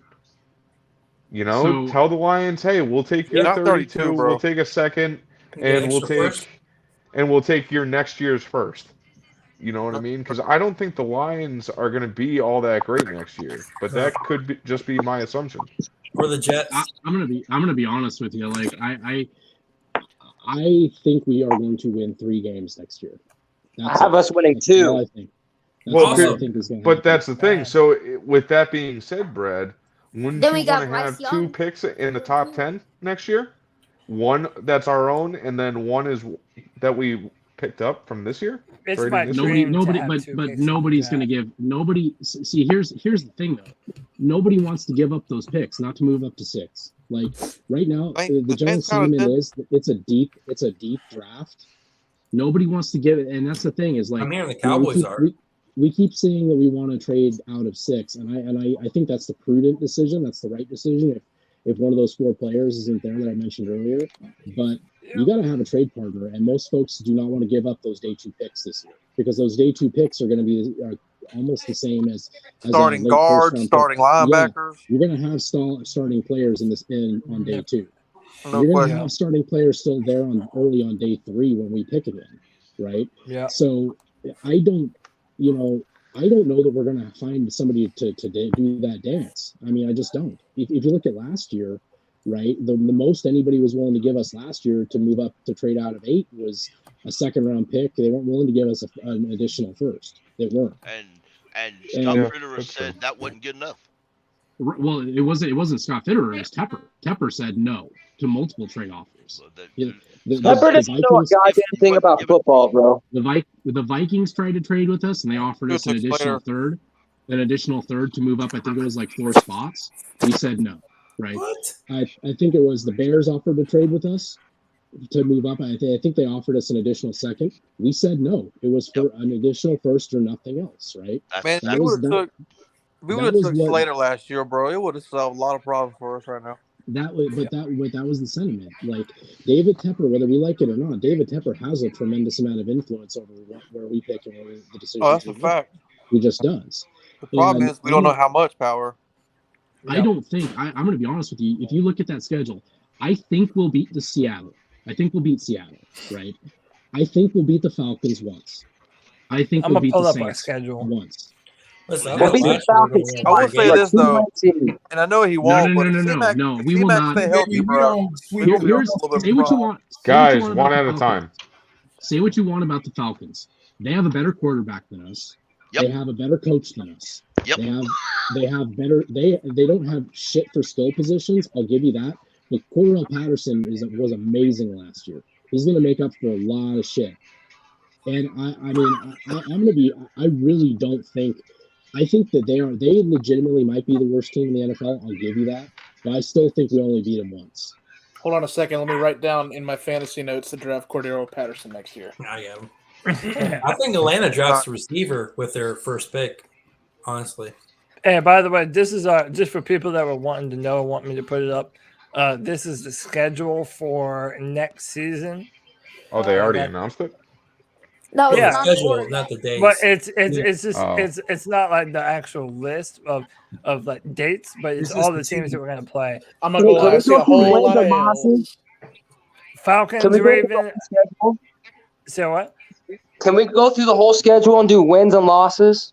Man, that's tough, bro. Holy crap. Yes, please. I mean, yeah, we can go through them real quick. And so what we'll do, we'll go through them real quick, and then we'll do a mock draft. Somebody's got to keep track of what we think the record's going to be. I'll keep track. I got it. All right, yeah. I mean, let's just go around the room. I mean, so let's do all the division rivals first. Like Falcons, I would just say 1-1 against them because that's what we've been doing the past few years. Like, yeah, I mean, we've been split. But I will say, man, when you look at what they've got going on right now, the Falcons are not in a better situation than us. We usually beat Atlanta in Atlanta, and then they come to Carolina and beat us. Mariota, I think, is going to surprise a lot of people. Mariota is better than he's been given credit for. Yeah, Mariota is the difference either. We're going to regret not getting him. Yeah, Mariota is definitively better than Sam Darnold. Like, it's not even close, right? Sure. So I mean, I really Atlanta we'll split with them. I think we'll split with the Saints too. I really do. I don't think that they are. I think that they're going to be going through some growing pains. We are not beating the Saints this year, man. Yeah, I mean, it's not going to happen. I mean, they're still talented, bro. They got a lot of talent on that team. Michael Thomas. Well, it's also I heard that their 2 picks they have in the first round, they're really planning to spend them on skill positions or linemen. Yeah, that's I don't think we beat the Saints this year. They traded up for a lineman? That's crazy. I'll be straight up honest they with you. going for quarterback, bro. Yeah, KPM, go ahead, man. I'll be straight up honest with you. Outside of maybe the Steelers, I don't see us being very competitive at all with the AFC North. I think Steelers. Oh no, Steelers are going to beat us. They always beat the dogs out of it. I think we could be. I think we'll be competitive, but I think we'll lose still because their defense. But again, I think the AFC North, that's 4 losses. That's just 4 losses. It's going to happen, right? That division is even Pittsburgh, who's probably the worst team in that division, the worst quarterback team in that division, barring a complete shit show from Mitchell Trubisky, that defense is no joke, right? So let's go down the list starting from the top and let's win losses real quick. Let's just do it. So okay, but that's what I was trying. So I was trying to get the NFC South out of the way just because it's our division, right? That's why I was saying Falcons. Let's say we split. Saints, I don't know until I see. I mean, no. Right now, I'm gonna say we would lose to the Saints because their quarterback position mixed with their defense, like they're just a little bit further ahead than us, man. Yep. Tampa, yeah, let's be real here, guys. Come on. Tampa, we already know. Yeah, I mean Tampa, already know that's 2 losses. All right, now let's move down. Right, we're 1-5 so far. Well, so hold on. Cardinals. This is the weird one, right? We always beat them, bro. We don't know what's happening with Kyler Murray. We always beat them, bro. Yes, like my man Jay Stubb says, every single time we've played the Cardinals in the past, 3 or 4 years, we beat the crap out of them, man. Except for my first Panther game. So you know what? Maybe I'm a little bit too. I don't see. And in the playoffs, I see history repeat. I was at that game. I don't see why. I don't see how we beat the Cardinals.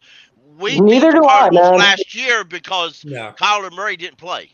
We always beat them, bro. I'm saying W. Exactly. So, what are the chances that they're going to play this year when we play them? It depends on where we. It depends on where we play them. W. There's 2 wins. So still at 2 wins, bro. Hold up. Let's asterisk this, right? Let's say if we play them before week 8, it's a loss. If we play them after week 8, because they fall off a cliff after midway through the season, every season. After they play us, they fall off a cliff. If we play them after week 8, that's a loss. That's a win. So let's count. Okay. Let's count it that way. Let's asterisk. If it's early in the season, it's a victory. Or no other way around. If it's late in the season, it's a victory. All right, this is easy. The 49ers, we expect that to be a loss. Yeah, that's going to be okay. Cleveland Browns, loss. Bad loss. Steelers, Well,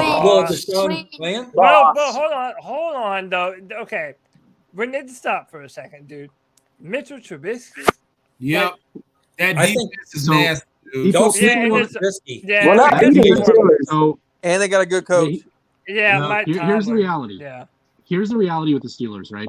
That defense has the Defensive Player of the Year on it. That defense is stacked. Yep. And whether you like it or not, Mitchell Trubisky has took the Chicago Bears to the playoffs 2 years in a row. Mm-hmm. 2 years. So if you don't, and it's looking like coach wasn't that much of a genius, was he?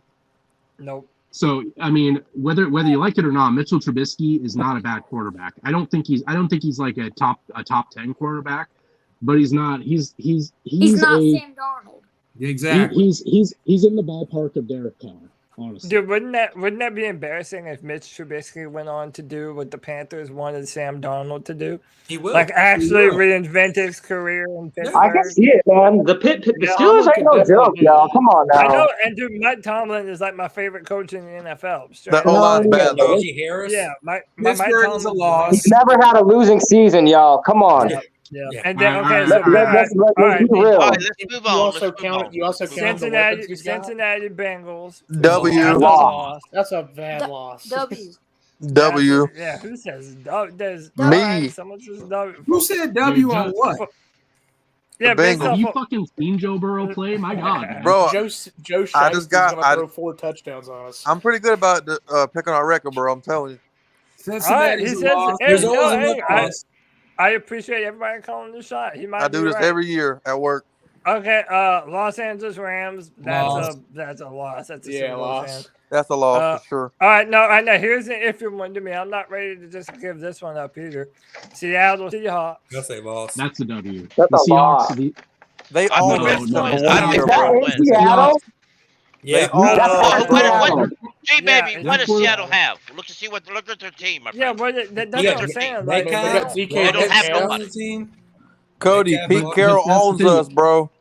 Yeah, Pete Carroll does have a damn good record against us. But like my thing is, it's his first year without Russell Wilson. Pete Carroll owned us because he had Russell Wilson. He no longer has Russell Wilson. He no longer has his Legion of Boom. Yeah, and the Legion of Boom too. Pete Carroll likes to run the ball. Like that's why Russell's out. So my thing is this: like the irony of that, huh? Yeah. Do they still don't have? We still have a better offensive line they got. I'll say this: I don't know that the Seahawks have a better football team than us. So okay, that's just being real. Just to shits and giggles, give Carolina a W for that. So what is that? 2 wins? Yeah, right now that's 1 versus Atlanta. Maybe we have 1 versus Seattle. My waiting for a drafted quarterback next year is looking really good. And hey, I'm gonna be real with you. There's 3 teams left: the Broncos, the Lions, and the Giants. If it wasn't Giants kicked our ass last year, but if it wasn't for the Broncos picking up Russell Wilson, I would have said that roster-wise, we are every bit as competitive as those last 3 teams. The Broncos own us, bro. Yeah, the Broncos defense is fantastic. The Broncos are gonna bust our ass, man. Yeah, the Broncos. If you got a good defense, we're not gonna beat you.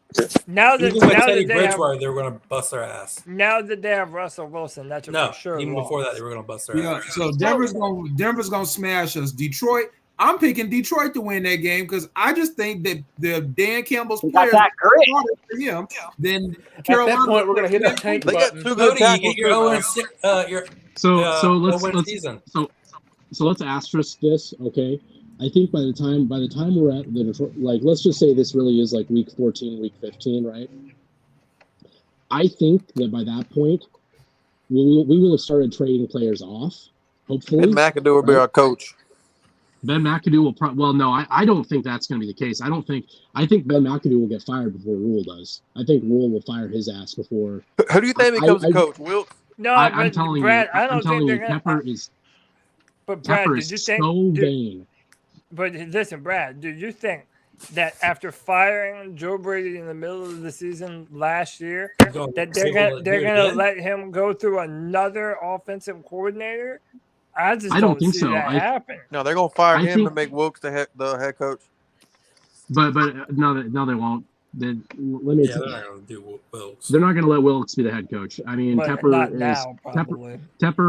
is part of a certain organization that wears white hoods in the South. Okay, it's not happening. Just speak the facts. No, He's a part of the minority. Dude, all right, hold the phone. Get into no Hold the phone, You need to okay? provide proof for that. No, hold on. Everybody stop. If you're going to come on here and you're going to accuse somebody of being racist or something along those lines, you need to come with facts, okay? Straight up. No. Stop. He's definitely a good boy for sure. Guys, hold on, okay? Straight up, I've been accused of being racist before, and you guys heard how I've talked on this podcast, how I've interacted with everybody, okay? It's pretty obvious that I'm not a racist, all right? But I've dealt with the repercussions of that. So let's not accuse somebody of being a racist unless you come with actual evidence. Okay, because if you come on here saying that somebody is a racist or a white hood, okay, I'm going to sit here and I'm going to counter-argue that just because that is the role that I play. I always play devil's advocate and don't accuse somebody of something that they aren't without evidence. Yeah, well, look, listen, this show is not going to be about who isn't racist anyway. We're going to leave it about a pure football kind of discussion anyway. My thing is this, man. My thing is Matt Rhule. However, people think that he has this, status in the organization that he will just never, have to answer for his actions. I don't believe that, man. I think Matt Rhule is on a very tight rope. And I don't think that especially if the Lions, who have he's hired last year, I believe, the head coach for the Lions. If the Lions beat the Carolina Panthers, then Matt Rhule is out the door, especially if it's early in the season. Like, you have been far ahead of this football team, and you're going to let them come into Bank of America Stadium and beat you? Dude, I'm telling you right now, you would be out the door. Out the door, 1,000%. By the way, I didn't even know this, but Jared Goff is actually a top 10 paid quarterback. He's earning $33.5 million a year. Yeah, last year's contract. Yep. But that being said, I don't think. I mean, I think the Lions are they're in a better position. They're a better coach team than we are. I mean, honestly, they've got a better offensive line. Players will actually fight for him. True. Correct. It's still a line. I mean, and like I said, I mean, it all comes down to, as far as Rhule's concerned, it all comes down to how vain is Tepper, right? Is he willing to, like I said, cut off his own nose to spite his face? And I don't know that he'll be fired by that point. He fired Ron Rivera in the season. I mean, right? Sure. Yeah, he didn't hire but that's the thing. It wasn't, Rivera was not his guy. To counter argue that Rivera was not his guy. Rivera wasn't a yes man. That's I mean, Rivera wasn't I've heard different. And but again, I don't trust his judgment. When he was a minority owner with the Pittsburgh Steelers, he tried to get Mike Tomlin fired. He was one of the owners who tried to do that. And that is verifiable. We actually do have that, and that was written in a Pro Football Talk article that was something that was trying to happen. But hey, he said he wanted to hire someone that looked like him, bro. He was hired to the Panthers. So look, before we get out of here, though, I did want to do another mock draft. And I wanted to ask y'all, though, do y'all want, so again, like if we just sit there at number 6 and pick a player, it's like, we're not doing anything for the next 3 rounds. So I want to try and do this. Let's try and make a trade. And I want to see if it's possible that we can pick up either Matt Corral or Kenny Pickett and an offensive tackle. I did it with my draft. We're going to try and get both of them in the first round. I did it with my draft. First or the second round. We did it last week. You want to see my draft? But we did too. And next week, we're going to do a dueling mock draft. We're going to get everyone's going to bring in their own draft, and we're going to compare and contrast who has the best one. But let's just jump into this. Let's try and get our goal is I want to get a quarterback and a left tackle in this draft and see if it's possible. What is the draft, Cody? The 20 what? 29, right? 28, rather. Yes. 28. It's my birthday. Happy birthday. Oh yeah, that's right. I forgot. Sweet. That's, The Lions have been Connor's taking birthday. Malik Willis in this thing a lot lately. Well, the Draft Network board has him at number 3 now. Yeah, That's not high. Yeah, that's high, man. I mean, so, even but that's what people are talking. even for how much he's rising, I mean, that's a bit high. All right, let's start this draft. Let's see what kind of trades are going to come There through. it is. That's crazy. That dude was a 3rd round pick like 2 months ago. So Malik Willis went, you said? Yeah. Yep. I don't know. 2 overall. Number 2. All right. So, So Pittsburgh wants us to move back to 20 That's and pick up a 2nd round, a 1st round next year. Well, maybe. That's not Yeah, I'm down with so that. the Ravens want us to go to 14. We'll pick up a 2nd round pick. We'll also get a 3rd round pick this year. The Giants want us to go back to 7. Will give us a 3rd round pick in Cody, return. try to Do that counter with Pittsburgh and get a 1st next year.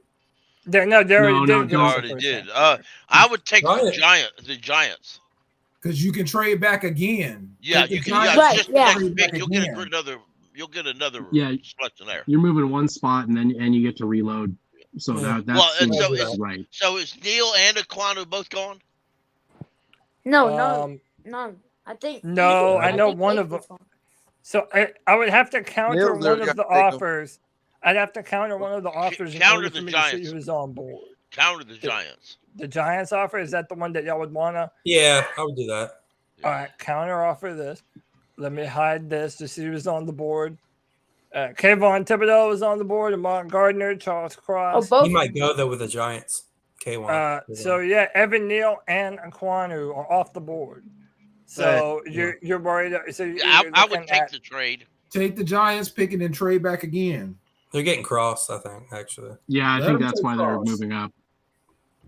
All right, y'all want to try and get nothing else out of this, or just accept it out how, Try to get how something it else. is? Always try to get something else. Try and get another 3rd.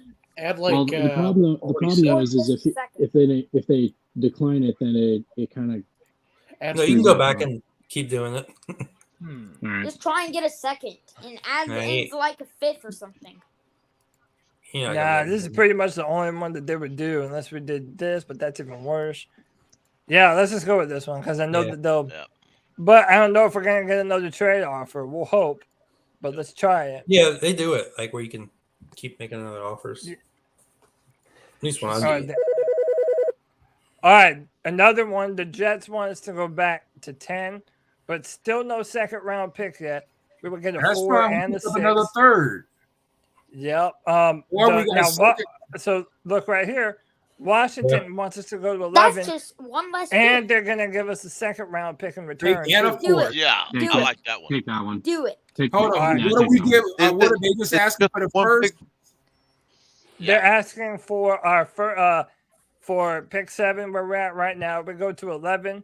We pick up 47 in the 2nd round and 189 in the Okay, 6th round. take it. You can trade back again. Yep. So we'll see who's on the board when this. Yeah, they took cross. Perfect. So Trade the Nah. Texans want us to go back 2 more picks, and they want us to go back 2 more picks, but they're giving us 2 No. 2nd round picks in No. return. That's not very appetizing. There you That go. one's pretty Yeah. enticing. We need Another to see 3rd. who's on the board.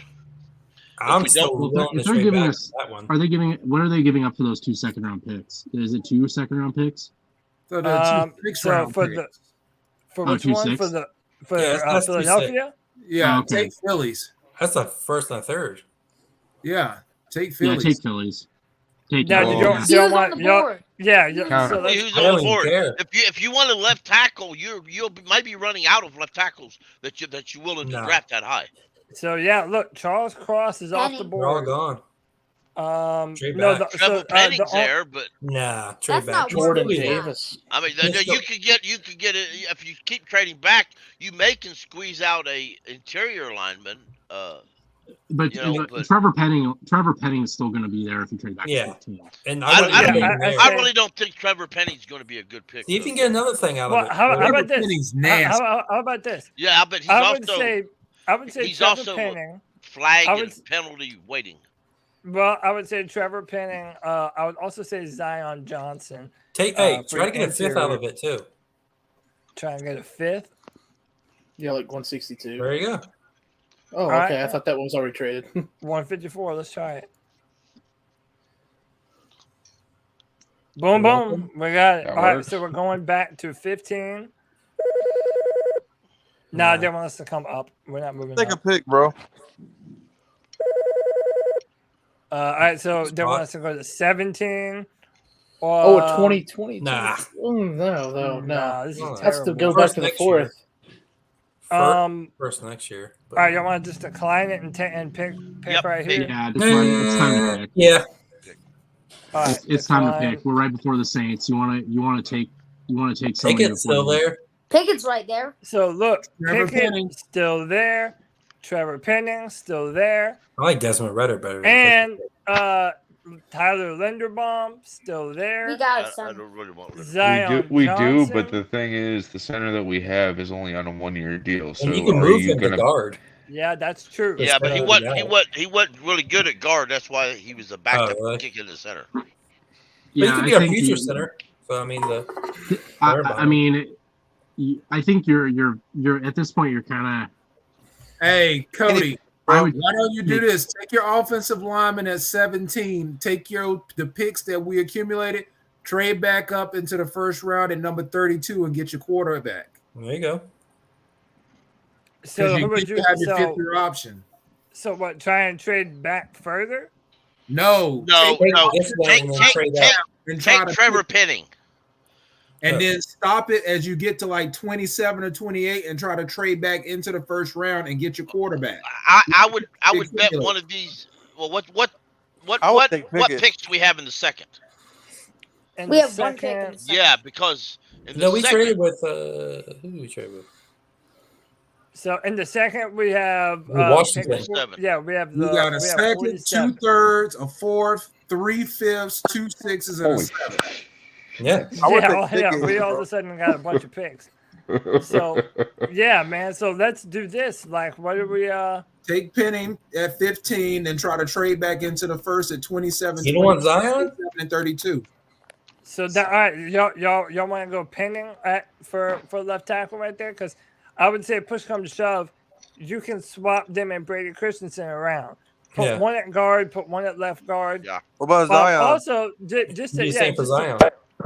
I would also say that Tyler Linderbaum and Zion Johnson are probably a day one starter at guard and center, respectively.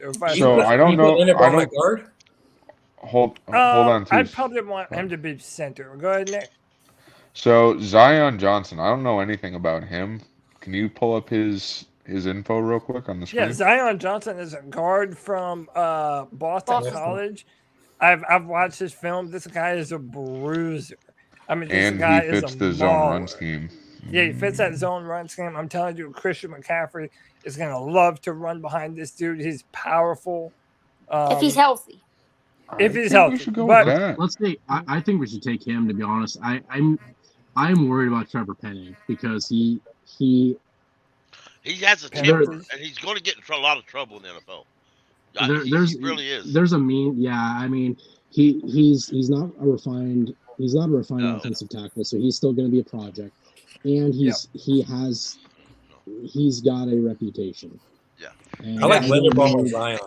I really take Zion at 15. His rookie year. That's fine. Take Zion. Yeah. So you want? You want to go? Go ahead, Nick. Yeah, the thing is, when we looked at Linderbaum before, we kind of figured out that he didn't necessarily fit what we were trying to do with the offensive line. Yeah, I'm not really big on Linderbaum. Yeah, I was big on Linderbaum, but I'm saying we should go with Zion. I think he's going to be better for us. All right, if that's what everyone's leaning toward, that's what we're going to do, man. You got to pause this draft, though, Cody. Like when it gets all right, so around pick 24. 26. Around pick 24, 25, I'm going to pause the draft. Watch the Steelers take a quarterback. All right, Pickett. We got Zion. Saints didn't take him. Saints took Pickett. No. Yeah. All right, I paused the draft. Pickett's still on the board, right? All right, no, Pickett is still on the board. Pickett's gone. Saints took Pickett, and the Steelers took Matt Corral. Yeah. Corral's still on the board. Whoa! Yeah, Matt, 38. in the You last, could probably wait for Corral. listen, honestly. in the last mock drafts, in the last 2 or 3 mock drafts we done, Pickett's or Corral's there in the second. But why would you take him in the second? Because you lose a 5th-year option. You going to trade with Detroit at 32? Yeah, that's a fantastic. That's what I would do. You have another 5th year on your quarterback if you draft him in the first round. Exactly. I like Drew's mindset on that. But let's. I mean, but again, I hate to reiterate this. You know, look at what the last few quarterbacks have done. Look at what Kyler Murray's doing now. After year 3, they want paid. Yes. I mean, they are so that 5th We're year. good. We'll pay him anyway. That 5th year is not a thing for me. I mean, but the thing is, as I said, you said he might not be ready to start year 1, so you're gonna lose a year right there. You always want that 5th-year option because you never know. But is it worth what you're gonna lose to get it? Well, go down to 31 or 32. Well, but let me ask you. So, by the way, to that point. So right now I'm paused on 25, but the Kansas City Chiefs have picked 29 and 30. Yeah. So I'm thinking, let me unpause it until we get to 29. Let's ask real quick. If you look at 29, 30, and 31, they ain't drafting the quarterback. Right. Detroit will. No, they got Willis. Detroit that's a good point. Yeah, Detroit got Willis, but they're not going to take a quarterback. So anywhere between 29 and 32. All right, I'm gonna resume it. Right I'm here. gonna resume it. I'm gonna pause it at 29. All right, we're at 29. You want to trade up now, or you want to try and trade up? Matt Corral's still on the board. I would actually pick try with the Lions, because if you're lucky, you won't have to give up quite as much with the Lions as you do with the Chiefs. That ain't but a few picks, but you're still going to save. Or you could try to hit Jacksonville up at 33. So second round. No. Yeah, but again, it has to be between 29 and 32 for it to be the first round in order to get that 5th year. Well, and that's why I'm saying. Hurt him now, Cody. Hey, Cody. Go. I'm not real high on the 5th-year options, but go ahead. Go get. Hey, you got to head out, Connor? No, Connor, you got to head out, man? Yep, I got dinner. I'll see you guys next Friday. All right, good talking to you, Connor. All right, Connor. Love, brother. Peace and love, dude. Yeah, man. All right, so right here, what y'all want me to try and trade for 32? And I don't think. Yep. I'm listening. Go get pick 34, honestly, because if you look at the players that are available, Kansas City's not taking a quarterback. Bengals aren't taking a quarterback. Detroit's not taking a quarterback. But 34s. The Jets are. The 34s will say you want that 5th-year option on a quarterback. But again, like I said, that doesn't move me. Like I look at that 5th year, even quarterbacks who have to sit for a year. Like if God, what's the guy who San Francisco took? Trey Lance. If Trey Lance comes out and ends up being a quality starter to quarterback, right? He's going to want an extension after year 3. He's not going to care. What pick is our second round pick? 42. I'm about to tell you. Who's ahead of us? I think Seattle will probably pick him. Because they didn't get a quarterback. I mean, regardless, the 5th-year option is still a tool as an extension too. So like, it's always good to have, man, for real. I actually think you'd be there at where we're picking. Hey, so how about this? I just went in there and I did a trade right now for 32 with the Lions. Go back further. They would take our 42nd and our 83. See if you can switch the 3rd with the 5th. No. It wouldn't let me do it with the 4th. I wouldn't trade up. What about both of our 3rds instead of the 2nd? I wouldn't even do that. No. I would do the 2nd. Look at the 3rd. See, just for curiosity's sake, look at the pick 34. See if we want to pick 34 instead. If we want to pick. But again, if you want the 5th-year option, just for curiosity, I really don't. I'm not high on the 5th-year options. If you're not high on the Sorry. 5th-year option, I say wait. If they're good enough to have, they're going to want another contract before waiting. How are you like? You want the 5th-year option, bro? Yeah, exactly. Well, and for the purpose of this experiment, I want us to try and think like the Panthers and get that 5th-round option. I understand. Then go ahead and give up the 2nd or the 3rd and accept it. No, second and the 4th. Wasn't the 2nd and the 4th working? Nope. How about a 2nd, a 6th, and a 7th? Now. I need to undo all of this. Yeah. Okay, so we want 32. Yeah. Give them this. Try 137. Yeah. This would work. See if you get something else with it, like from them. Like a maybe a 5th or try a 5th. No. He gets 6. He gets something back. He get 5th. You don't want to try the 5th? Try for a 5th? You can try it. Try 3rd. Right, let's try it. Probably not. Let's go. They've accepted it. Good stuff. All right, let's see what we get. They want to trade with us. Yeah, they want us to go down 2 more. They want their quarterback. They own it. Look, they're going to give us 2 6. They're literally trading back what we let's gave use them. on the board. We're not. Let's get those picks back. Yeah, that's what I'm saying. All right, hey, let's make this simple. Matt Corral is on the board.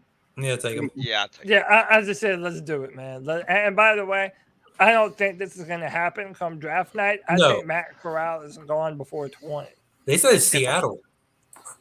Like Seattle really likes him. I'm telling you, man. A lot of people think Matt Corral could be the best quarterback in this draft. I heard Pete Carroll likes Sam Darnold too. Let's ship him there. I'm cool. Yeah, right. All right, so we are not on. Well, he did. We're not on the board until 67.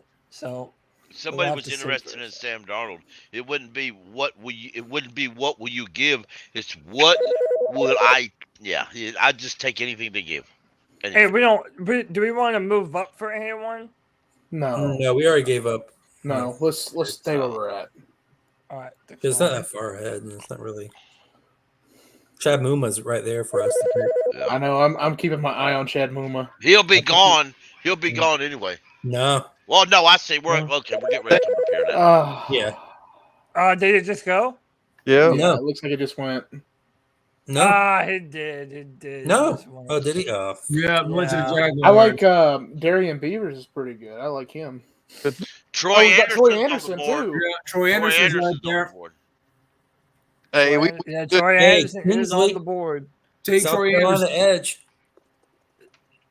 Yeah, I'm saying Troy. I'm saying Troy. Yeah, let's go Troy. Troy Anderson. Everybody's down for that. When's our next pick? 83. Yeah. No, we traded that away. Yep. That's we have another. All right, Troy Anderson. It is. Yep. That's our guy. I'm liking our draft so far, man. We need to get an edge. Zion Johnson, Matt Corral, Troy Anderson. We're doing pretty good so far, man. And when do we come back on the board again? 137. So it's going to be a little minute. Cue the Jeopardy music. Yeah, man. I'm 2 weeks away, or just over 2 weeks away until the draft, man. Life. I'm just ready to get over with it, dude. I really am, man. This is like this is the time. So frustrating. This is the time Steve Smith be on the airways. He'd be talking junk. He'd be saying, Cam Newton, Matt Corral's going to break every record you own. If Baker comes to Carolina, Steve Kobe Smith Bryant's there. All right. I don't Matt Ariza, the punt guy, is still there. I know that's who we take right there, punt guy. But he's not a long snapper. And that Luke, they play special teams. the dude out of Central Michigan's there. He's supposed to be. Is there any more linebackers there? Linebackers. I would take an edge or D-line. We need to take a running back. I would wait till 144 and take DeMarco Jackson. Either that or Malcolm Yeah, Rodriguez. Rashad White. Rashad White. That's who we need to take. Rashad White. Oh, Running back. The Central Michigan tackle. Who's the edge defenders left on the board? Dominic Robinson, the guy in Miami. I feel like we get Jeffrey Gunter later. I like Jeffrey Gunter. Yeah. I think he's a little too light though. He reminds me of actually he reminds me of Reddit. It's on Reddit. 260. I think he could also probably put on a little more physicality He to will. him. In the NFL. You know? Cody, go to tackles, bro. Defensive tackles. And by the way, on that Jeffrey Gunter is an edge defender that plays high percentage on run plays, which is really what the Panthers need. Yep. Who'd you ask me to look at? Tackle of Central Michigan. Defensive tackles. Yeah. Luke Godoke, 6'5", 210. Is Zachary Carter still on the board? What is he? He's a defensive end, I believe. His defensive line. No. Don't look like it. You're an edge, Cody. He said defensive tackle. Oh, is it a defensive tackle? He's defensive line. So he's a defensive lineman. He plays D tackle and defensive end. I don't think we need any defensive tackles. I think we need one more. Between Bravion Roy, and Davion Nixon, and I don't think we needed any more defense. Well, the draft is mostly I do want to see Nixon more. Not really need. Is it what position? What position y'all want to go? Edge. We need someone. I feel like we could wait a little bit longer and get Jeffrey Gunter and maybe the 6th. I'm cool with taking both of them, like two edges, honestly. Well, we're linebackers. We need more than one. Yeah, and then we signed a bunch of them. Yeah, because all of them linebackers we signed in free agencies are just temps. I think we should. I would like to get Kobe Bryant here, and then at 144 get DeMarco Jackson. We got so many corners, man. Yeah, but I mean, we really don't have a lot of good options right here, man. The top of the board is either cornerbacks, running backs, or wide receivers. I'm taking. That's just the BPA. If you're going to pick another position, you're probably trade back. Trade back. So you see if somebody wants to trade. Nobody wanted to trade. Click the trade button. Let's trade. Let's try and get where the Ravens are. So let's try and get that 141. We want. Oh, and they got 139 too. But we'll go 141. We'll give them 137. And we try for 196 too. Yeah, they don't have. Hey, you want to do that? You want to just give them a 4th and a 5th? You're not going back far. Trade back, not to trade back. No, you're not going back far. You're just going back a couple spots. Might as well just pick someone right here. So what spot y'all want to go? How far y'all want to go? If I say I'll go in the 70s, like 170s. See if the Rams or Titans will move up. I would go way further than that if we're trading back. Yeah, you might want to go like 150, 160. Yeah, you might want to go to 60s and 70s.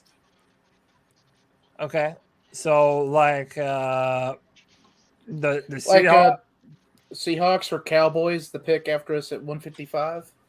All right, let's try Seattle then. I would say New England. All right, let's see. I would say New England. New England, the Patriots? 158. 158? Yeah, 158. Yeah. All right. We can do that. We got other picks ahead of us. We got some they got good selection. See if they'll give us both in 5ths. Hey, they'll do it for that. Yeah, but but you're getting them 2 for 1. You're giving them a 5th. Take away that 5th, Cody. Yeah. Let's get a little greedy. 210. And they get that 200 instead of that 170. Which one? Take away the 170 and get the 200 for New England. Yeah. 210. No. That sucks. Add 177, then go for 170 and see if they'll take 210. We'll get 210 as well. Add 177 do what? And then 170 for new. Yeah, 170. See if that works. Yeah. I'm cool with that. Let's try it. Yeah, try that. And if not, we'll just throw our 7th in there. Yeah, no, okay. they did. Good stuff. No, we're not moving up. No, we're about to pick anyway. All right, we're on the board. We've got 3 picks here. Kobe Bryant is off the board. Still a lot of. I'm taking that tackle. We need a backup left tackle. Luke. Richardson. Who? Luke Godoki? Yeah. All right. Yeah. We need backup. I'm all right with that. All right, let's go Luke Godoki right here. Let's try and get maybe the let's y'all try to know get another linebacker here. That tackle we just took, y'all know the names he's probably been called in high school. Okie dokie, Luke Godoki. You could probably wait a little bit longer. For Gunter? I think Gunter will still slide. Yep. All right, so who y'all want to take right here, man? Any linebackers? Take DeMarco Jackson. He's the best available linebacker. DeMarco Jackson. I take him. Yeah, he's fine. And we still got to pick at 154 and 158 coming up. So yeah, 6 foot. All right, let's do it. No, we're not moving up, right? No. Later. I would look at a defensive tackle, just to have extra, one in the back. All right, 154. Or guard. Let me see what's all on the board. Matt Ariza still on the board. Josh Jobe, Jerome Ford, Hassan Haskins. What about the defensive lineman out of UCLA? Yeah, him. I can't say his name. This guy, Otito Ogbonia. Otito Ogbonia. He is a. He can play even or odd. Yeah, early down rotational defender. That's all he is. A fat man in the middle. We need a backup. Fat guys we got get 3 hurt. of them. We got 4 of them on the roster. They all get hurt. All right, who we gonna go with? What position you want? You want to go edge? Dominic Robinson still available. I'd go him. Yeah, I say let's just pick What's him the now. difference between him and Alex Wright? Okay, no mind. Alex, well, we're gonna still pick him if you want. Alex Wright is no. Wow, 6'7". 6'7", 270. He sounds. That's a. Yeah, but there's no. They have nothing written about this man. What's his name? Who drafted? And also Jeffrey Gunter, who KPM said I'm very big. And how many? I like Jeffrey Gunter. I just want to see how many. Yeah, we got plenty. Yeah, we got a bunch of picks to go. I'm just gonna get him at 199. We need to draft. Oh, is that punter already gone? Nope. We'll take Matt. We need to draft that punter, y'all. Hey, go to wide receiver. And we need to get Tyrone Thornton. Oh, Justin Ross. Yeah, y'all know I'm down. I like Tyrone Thornton a whole lot. Hey, Justin Ross. Where's our next? We pick up 170, and Ross is 188. 188. I'd say let's try and shoot for Ross at 170. And in the meantime, let's take. Y'all want to do another? I don't know. What you want to do? Another running back? What about Luke Fortney? If we do a running back, Pierre Strong is. I've heard a lot about him. Pierre Strong. Yeah. What were you about to do? Luke Fortner out of Kentucky or Mumford? Line never hurts. Ohio State, Mumford. Yep. All right, we're gonna go Fortner unless somebody can make a more compelling. He's backup center. All right, Luke Fortner it is. Now at 170, I think if he's still on the board, Justin Ross, too good of a talent just to kind of let that fall, man. Yeah, I like that. That's a good pick. But what is he? Is he going to be the third receiver? The fourth? What's he run? What's his speed ratio? So he's been injured. That's been his thing. So I don't even know if he has run a 40. But once upon a time, this dude was dissecting Alabama's defense. His freshman year, he was good. Yeah. Yeah, but if I don't know if he's been injured, I mean, I really don't want a guy who's just going to be injured all the time. Well, but again, keep in mind we're at the 5th round here. Now it's like you're taking chances on guys. Well, I would rather have Thornton. That's just all. But I My understand. whole thing is just draft, when are they going to play? Like, are they going to be the third or the fourth? At this point in the draft, you're basically getting camp bodies. Well, let me ask you this: can they do returns? Because in real life, we need a return man. I know we have high hopes for Thornton will probably be better as a return man, but as a pure receiver, a big time jump ball receiver, I think Justin Ross has the potential to be nightmare fuel. I still wouldn't be mad if we get another offensive lineman. Just how injury prone our offense. I'm not saying he's Mike Williams, but think of a Mike Williams type of player from Justin Ross. Big, strong. Yeah, I'm kind of. I'm not against getting Justin Ross here. All right, who would y'all rather, Justin Ross or Tyquan Thornton? Take Justin Ross, then we'll trade up and get Thornton. I mean, he might still be there by the time we're able to pick later. He may. I'm just hoping Gunter keeps falling. We got hope.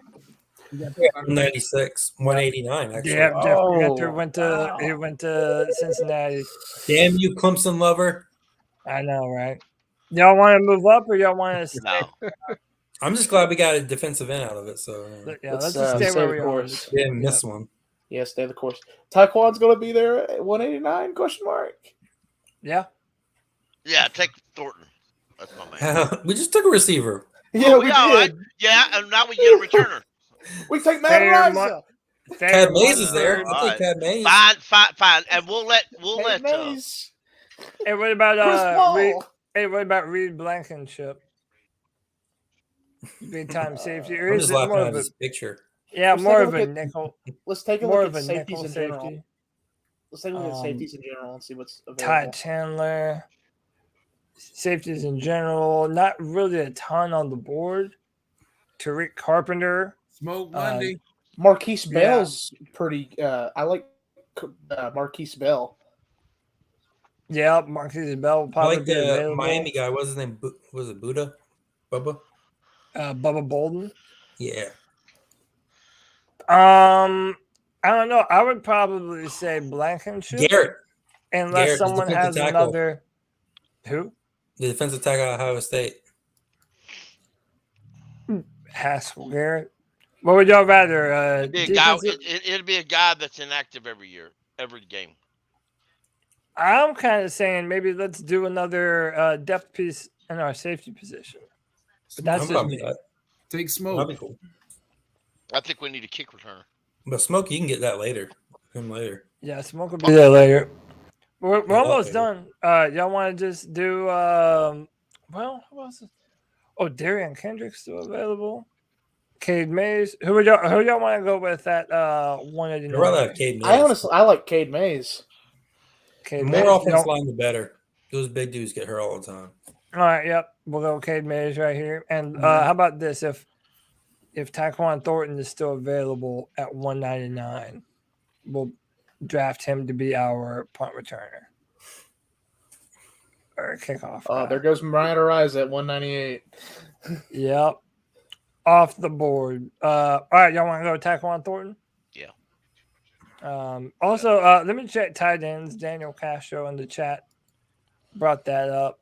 Ain't no one more taken. Charlie Kohler. Do we have other picks left? Yeah, we have 3 more picks. Who's left on the board? Like I would say right now, Kohler may not make it. He's 204. He may not make it to 210. I'd take Thornton. Charlie Kohler. Who would y'all rather right here? Charlie Kohler or I'm actually saying Kohler. I mean 6'6", 255. Some good size. Yeah, wide tight end 2 and 12 personnel. He'd be a third tight end on our line, I guess, because was it Trimble and Ian Thomas, and that's it, right? Yeah, but I mean, again, you ask him to run crossers and quick routes and stuff like that. I don't know. Who would y'all prefer, Kohler or Tyquan Thornton? I say go a position you haven't gone yet. Gotta go Kohler. Yeah, let's go Kohler. All right. Charlie Kohler, come on down. And we have another pick at 210. Oh, he might still be there, man. Bailey Zappi went to the Texas. With my 20. Nah, we're not we don't doing need more none of this. picks. Taekwon's still there. There you go. Yeah, y'all want to do it? Yeah, let's do it. Taekwon Thornton. Screw it, yeah. Boom, boom. He's late. Yo, look at this draft. It's actually kind of a stacked draft. Not Super bad. stacked. You get one more left? You know, Hey, in a realistic option, though, if you look at a draft like this, do you really think all of those are going to make a roster? No way in hell. I mean, honestly, and also remember, we're gonna have to pay all these dudes too. Yeah. Well, look at our cap room though. Yeah, we have the most money out of all the teams right now. That cornerback out of Houston, I've heard is Ooh, greedy. we go Marquise Bell. Is he still there? I thought I saw him. He might have That went. cornerback out of Houston, Cody, I've heard is. We got to draft. We got to draft Smoke Monday. I still don't know who that dude is, but everybody drafts him. Every single draft we've ever had on. Yeah, here, we always do. Is Marquise Bell gone? Yeah, he's gone. Yes. So Smoke is it, right? Yeah, Marquise Bell literally just went off the board. One of these days, I'm gonna look up Smoke Monday just so I know who the hell he is. Yeah, right. What about defensive end? Hey, Amari Carter is still there. Darren Williams out of Houston. The highest rated edge right now is Michael Clemens, 6'5", 270 out of Texas A&M. Luke Wattenberg. Now, Look at Williams. That'd be a hell of out a name Houston, to have in Cody. high school. Right there, first pick. Yeah. Damian Williams, cornerback. Again, though, our cornerback room is just so deep right now. I don't know if it is though, because we don't know about Henderson. Well, now it's deep, but we don't know. Issue, if I it's did good not. What did you say, man? I didn't see what Jeremy Chen posted. What did you say? What are you saying, Kenneth? I said our corners are deep, but we don't know if they're good deep. Exactly. I mean, I So understand, y'all, though, you're deep, but would y'all prefer to go Darian Williams over Michael Clemens? I'll take Michael Clemens. I wouldn't. I'd take Michael. I'm just saying, look at Houston. Because we need edge. We still need edge, and yet, I mean, to be honest, Yeah, corners, this corner is a little undersized. I feel like right now we're in the Just age safety. We're Ideal in the safety. age of bigger corners. Yeah. It says ideal role safety. Yeah. Well, now if he can, I would like a hybrid guys in the backfield. He had 10 at this level. interceptions. You know, hybrid safety corners type deal. You know. This is corner safety. I But I'm kind cool of with like the edge. this dude, man. He's I mean, he's a 6'2", strong. 200. Yeah, he's a strong safety, which we need more of a rooftop free safety. But I say edge. Honestly. Well, wait a minute. It says he was target. He's something about targeted. That Carter dude. For flag for which one? Carter. Carter. Yeah. It says he was. He's known for physically aggressive play. And then, by the way, he's flagged for targeting and unnecessary roughness. I think that's kind of overblown, though. Off grid does bring up. Reddick is gone. You do need to continue to reload your edge defender. I'm going to say Michael Clemens. I would say Michael Clemens. That'd be my. That's cool with me. Yeah, Michael Clemens. And then we're about done. I think that was our last pick. Yeah. Yep. We just fittered. Oh snap! Fittered in this joint. All right, so that's our draft, y'all. Now we got Ross. What we do with our ESPN picked up Robbie Anderson. What Robbie Anderson said about Baker Mayfield. Oh yeah, it's going on. It's trending. It's going on. It's trending. Yeah, as it should. All right, that's our draft, y'all. Man, look how many picks. 5, 10. Yo, catch this out. Jonathan Alexander, the Panther beat writer, his Twitter account was compromised today, and he's locked out of Twitter. He's contacted Twitter support for recovery help, but they haven't responded to any DMs. Oh, whoa. Damn. Dude, you know that if it can happen to someone like that, dude, you know it'll happen to anybody. Yep. But, hey, man, what y'all think of this draft? I like it. Off I think grid it's pretty says good. too many players, but I think that we did what we sought out to do. We If he got thinks- a lot of Yeah. players. Well, If he thinks that that's- is true. That is, these are too many players for a real life true draft because I mean, We got the cap room. well, okay, but look at these guys and ask yourself when you cut them at the end of the preseason. Not all of them, of course, but some of them. Who's going to make it to the Probably all of them will make our team because we're in desperate need of depth.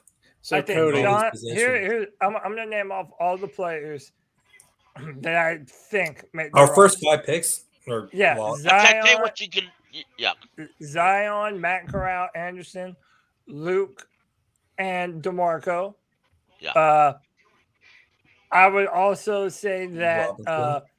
I think Kohler potentially could, and I think Fortner could.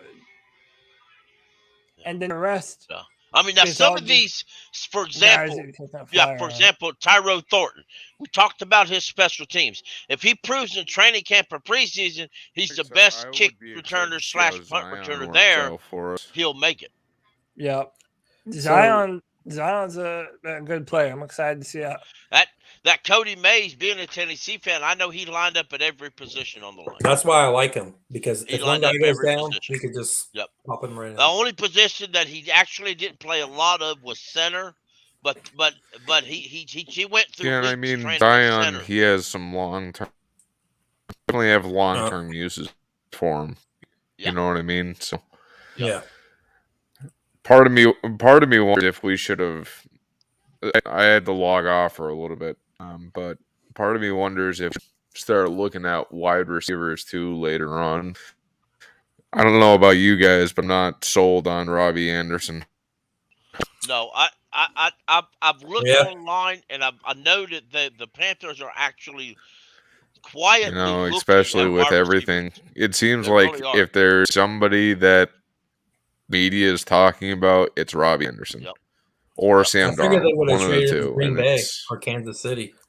So Cody, I would suggest after the live stream, I sent you a DM on Discord of a draft I did on PFF.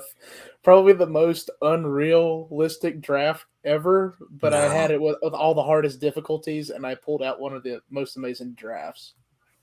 The last Dude. one I did, I think Cody was.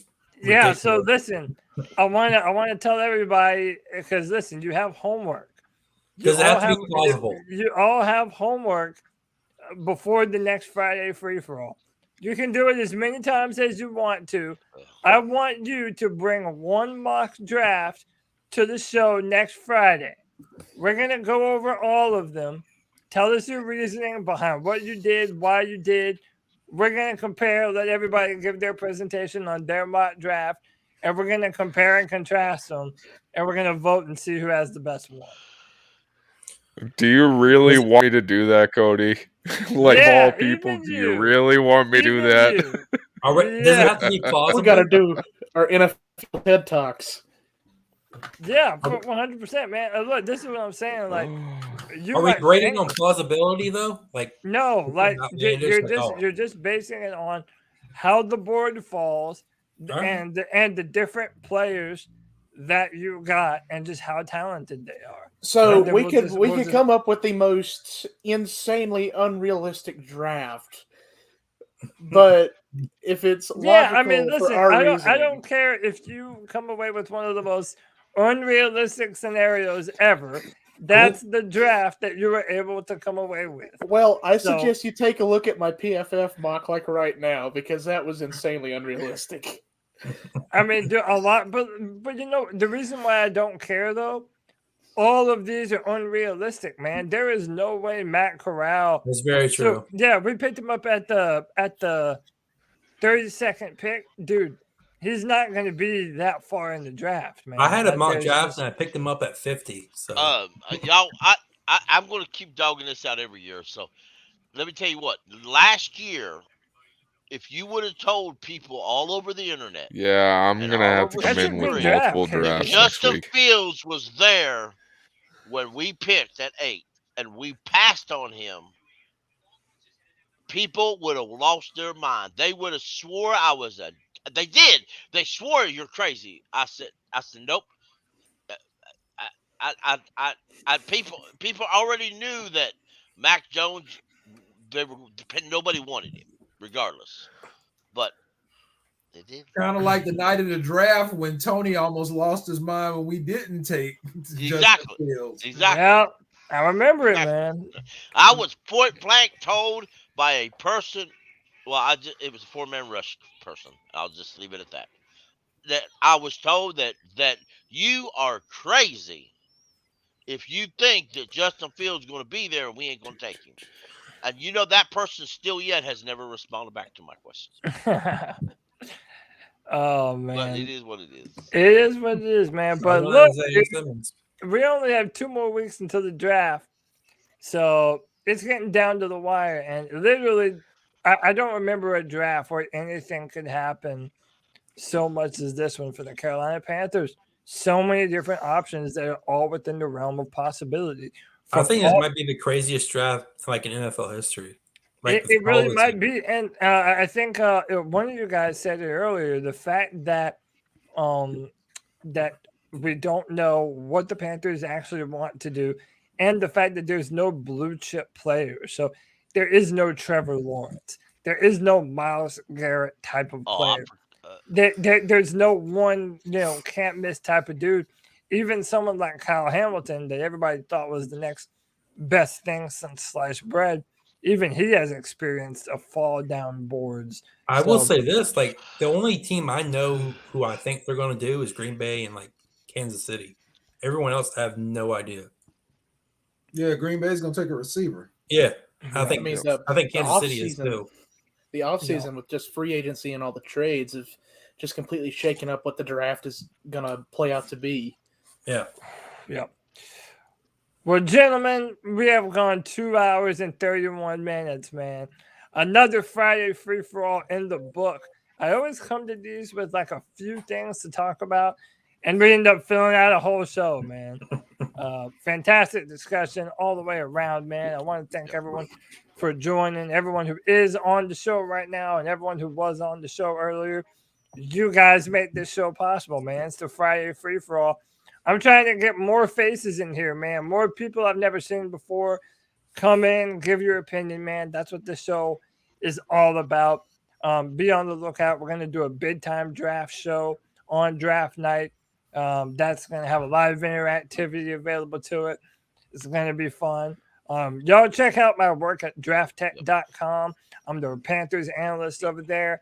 I've been writing a bunch of work for the Panthers and the Texans too. Your boys trying to make that go up. And yeah, man, I'm just I'm happy everyone could join us for another edition of the Friday Free for All. Does anyone have anything they want to say? Or I took the Friday of the draft. I know the draft starts Thursday night. I went ahead and took Friday off. You know what? So I can next week. The whole day I'm taking a long snapper in the first round. Yeah. You gotta come in with a bunch of like drafts. You're in trouble because they don't have long snappers on these mock draft boards. Is there an option to pick a water play in the first draft? You could take the punter though. You could take the punter. That's the closest you can get to special teamers. They don't even have kickers, do they? Not on the Draft Network. No, and that's the Draft Network put Matt Ariza, but I don't even know why. Why are you going to put only one punter on the board? There was another draft board I used once. I liked it pretty well, but I may use it. I like it. And that's another thing. Whoever wants to come and submit a mock draft, I don't care what machine you're using. So it could be the Draft Network, PFF, Pro Football Network, whatever you want to use, whatever's clever. And I'll be putting out reminders on my Twitter too. So y'all can do as many as you want, but you have to bring your best one on Friday, and we'll see what happens. Well, gentlemen, that's been another edition of the Friday Free for All. I have been your host for this afternoon, Cody Lashley. Check us out every Tuesday night at 9 p.m. for our flagship C3 Cat Chronicles podcast. Gentlemen, you already know what time it is for another edition of the Friday Free for All in the books. Ladies and gentlemen, keep pounding. Later. Bye. Go Vols.